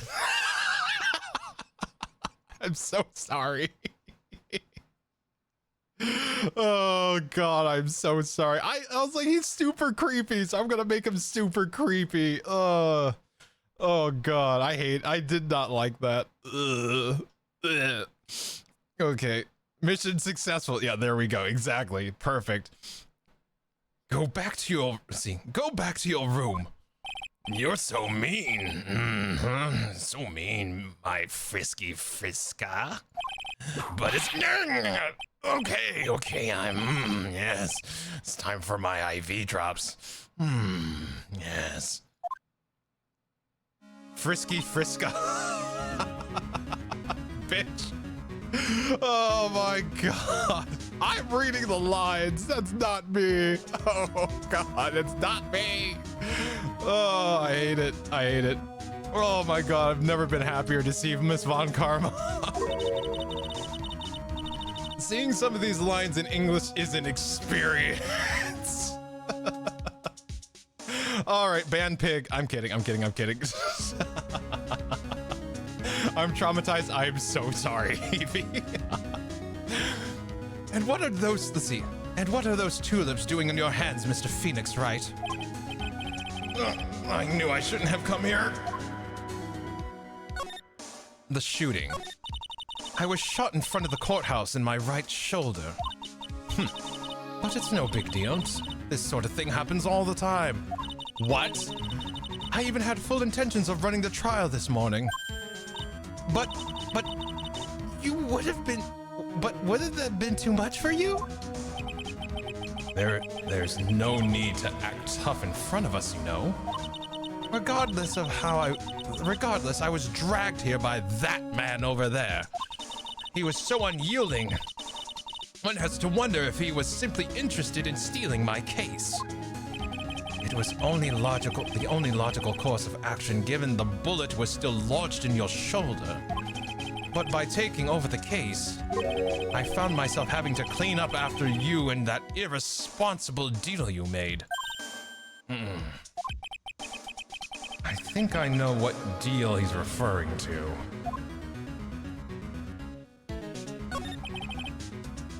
Miss Von Karma, you made a deal with Miss Andrews yesterday, didn't you? I don't know what you mean. In order to make sure you... Oh, whoops, wrong bit, slipping into something else. In order to make sure you got the guilty verdict on Mr. On Guard, you told Miss Andrews to not testify in court today. I don't know what you're talking about. Do you have some proof that I made such a deal? You're denying it.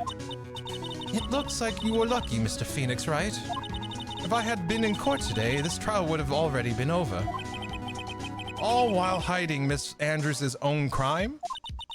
That isn't my problem, whether she had tampered with the evidence or not. I have only one objective, to find On Guard guilty of murder. The end justifies the means, Mr. Phoenix, right? The end justifies the means. Miss Von Karma, Adrian Andrews believed you when you said, if you don't tell the truth of what really happened, then On Guard will be found guilty. And what does that have to do with me? Because of that, she's now in danger of being found guilty herself. All because she believed in your words until the very end. Still, that has nothing to do with me. She's just a weak person, that's all. But you had to know she was... Ow! I think visiting hours here are about over. So, if you'll excuse me... What's wrong? Why did she suddenly cut you off? Probably because she thinks I have the advantage in that argument. Edgeworth.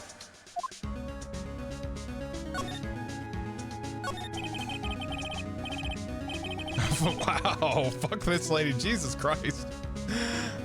Let's see, you can't argue with it. Let's see, where is it? Excuse me, how is she already a lawyer? Magic! I don't know. Fran, see, Fran, he's your brother. He's allowed to worry. Exactly. See, European thing. Yeah, exactly. See, Kieran knows. Yes. European. Papers. Synergy. Dynamics. Yeah. Buzzwords. There we go. Explained. There we go. What happened today at the trial, Edgeworth? That was not like you at all. I mean, I know you knew about Miss Andrews' condition. You could have made her testify as many times as you wanted, but to go that far? But she wouldn't testify about that until I said something. Listen, right. The courtroom is a garden of judgment.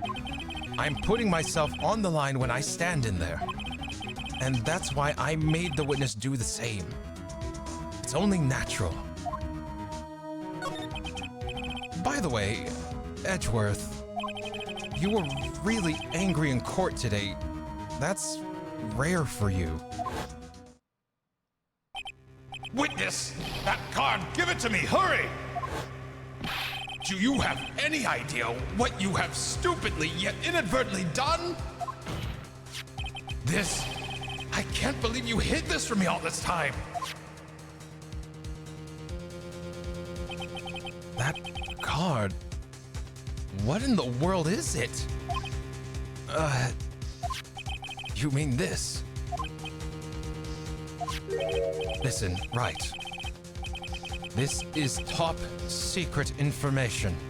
You absolutely cannot leak this.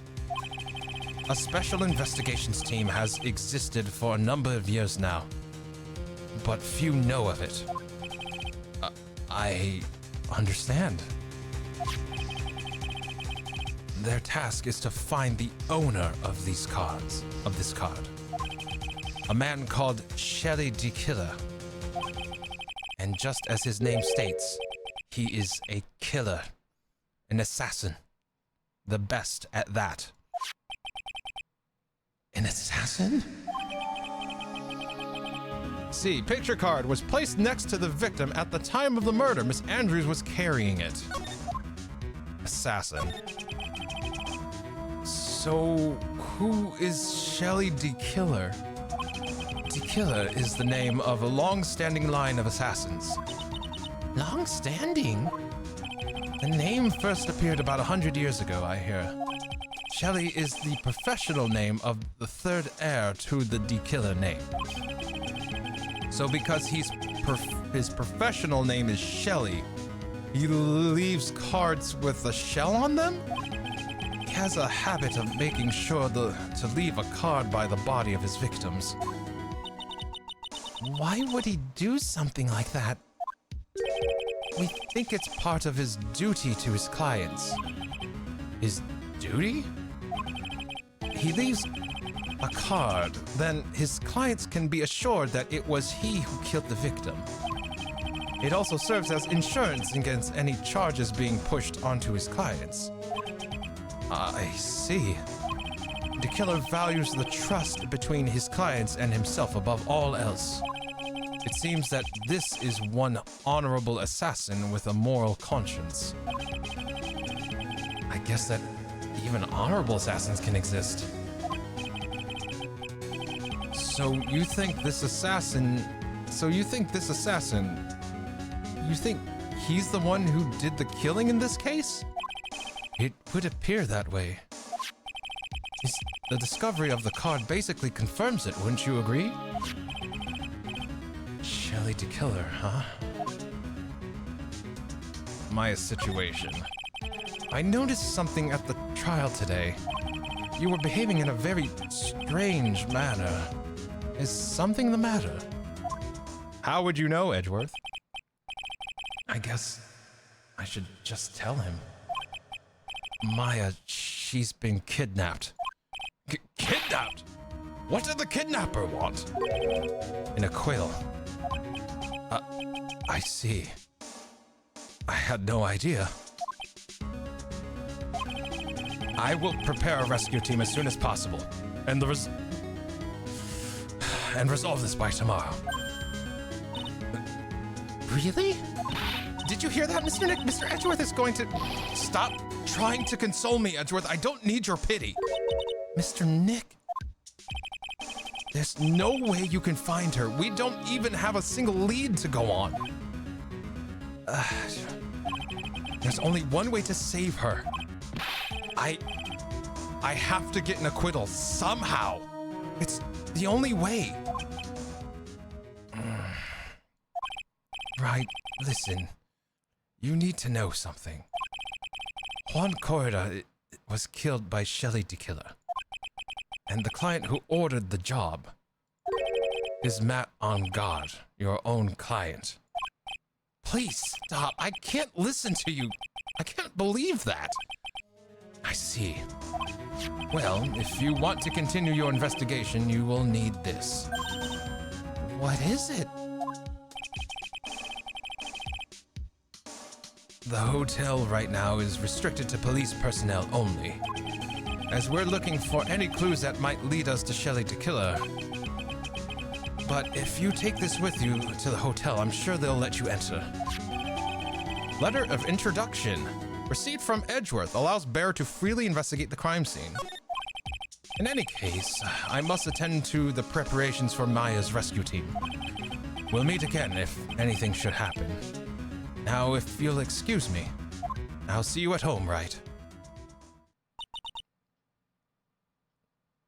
Mr. Nick, do you think Mr. Engard hired an assassin? No way! I mean, he doesn't have a psyche lock. Yeah, I guess not. Maya, please.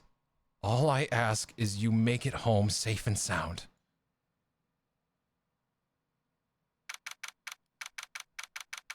Date. Time.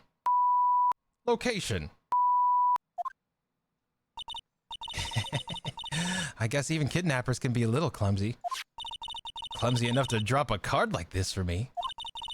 Even though he said he was an assassin, I bet he's just making that up, like how Nick does with everything in court. Anyway, let's try out the card trick with this card I just found. Sounds like I got the door open. Okay, time to go take a look around. Let's see. We already took a look around before, so I guess we can move. Date. Time. Location.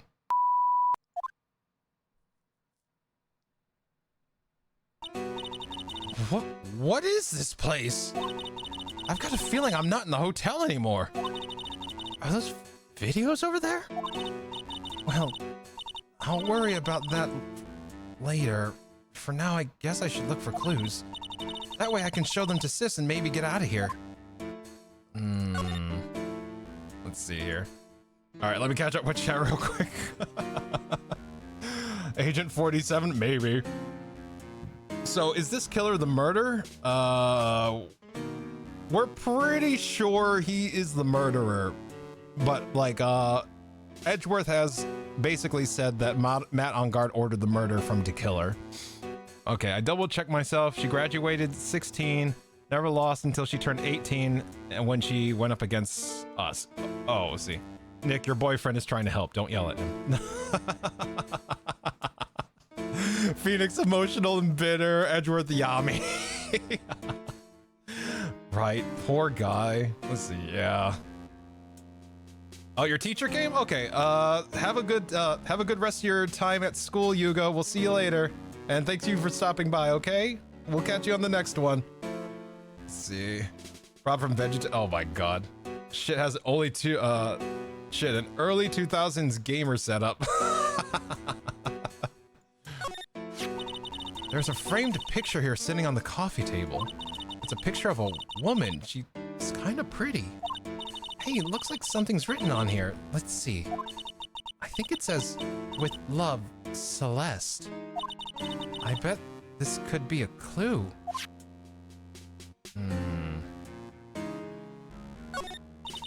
It's so dark in here that I can barely see, but these kind of feel like videotapes. All of them. What kind of room is this? Let's see. Locked. Of course. And it doesn't look like I can use the card to open this door. There's a little hole at the bottom of the door. If only I was a little skinnier, then maybe I'd be able to crawl through there. There's a doggy door. Oh, hey, it's a computer. I've never really used one before. I have no idea where the power switch is on this thing. Drat. There goes my plan to use this somehow to get out. Use this to somehow get out of here. What is this thing?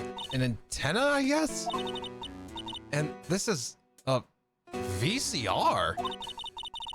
There's sure a lot of electronic gadgets here. But what is an antenna doing here? Wow, I've never seen a TV this big before. Now, where's the power button? Phooey, it's busted. I would so die a Happy Samurai fan if I could if I ever got to see the Nickel Samurai on a TV like this. Ah, I can't believe I just made a joke about dying of all things considered. Let's see. That's weird. What's a figurine doing on a sofa in a place like this? I think it's a bear? Oh, how cute. But it's got a lot of cuts and slits on it. I wonder if it's some kind of puzzle or something? Oh, this simply will not do. I cannot have you wandering around at will. Yeah! It seems that your Mr. Right is truly concerned about you. He is? For now, I would suggest you remain cooperative. If you cannot, then there are ways in which I can help you. Ways? You mean dead men tell no tales, is how the saying goes, correct? Dead? I'm almost certain I told you on our first meeting, I am an assassin. No way. You're lying. I mean, an assassin? People are not always who they appear to be. Nick! Betamax. Why did it have to be Betamax? Fucking Betamax. Goddamn. March 22nd, 7:04 p.m. Horty Clinic reception. Mr. Nick? Oh, yes, Pearls? I got caught up in my thoughts about Maya's situation. Mr. Edgeworth has left, you know. I guess for now I'll have no choice but to believe in Mr. Engard. But I think I should listen to his story one more time. Alright, let's get going too. Okay. Wright and Company Law Offices. You know what? I think this is a good time to call it. It is 11:12 at night and I got work in the morning. Oh, Lord. And you know what? I can't think of a better place to leave it with a Gumshoe, because we're having him watch over the place while we go investigate. So who better to send us off, right? So, we got a lot done. Yeah, I'm surprised. I'm very surprised that we got so much done. So I think we're just gonna call it here. We'll resume this coming stream days. So it's either gonna be, was it Saturday, Sunday, or Monday? It's gonna be one of those 3 days, but we'll definitely continue this, this upcoming week. Thank you so much for the stream. I'm happy to do it. Thank you all so much for hanging out with me this evening. Like, I know I say it every time, or I say it most times, but you could have been anywhere else on Twitch and you decided to hang out with me here. So it's humbling beyond words and appreciated more than you will ever know. So thank you so much. It means a lot. So we'll pick up the ball where we dropped it this coming week, and probably get into a few more games. I really want to get through Phoenix Wright because in 2 weeks, Metaphor's coming out. And I'm pretty sure I'm gonna end up playing it. Oh, I'm pretty sure. So until then, until the next stream, until next we meet, I encourage you all please to take care of yourselves and each other. And I will see you all on the next one. Love your faces. Take care of yourselves. See you soon. Bye. Rest well.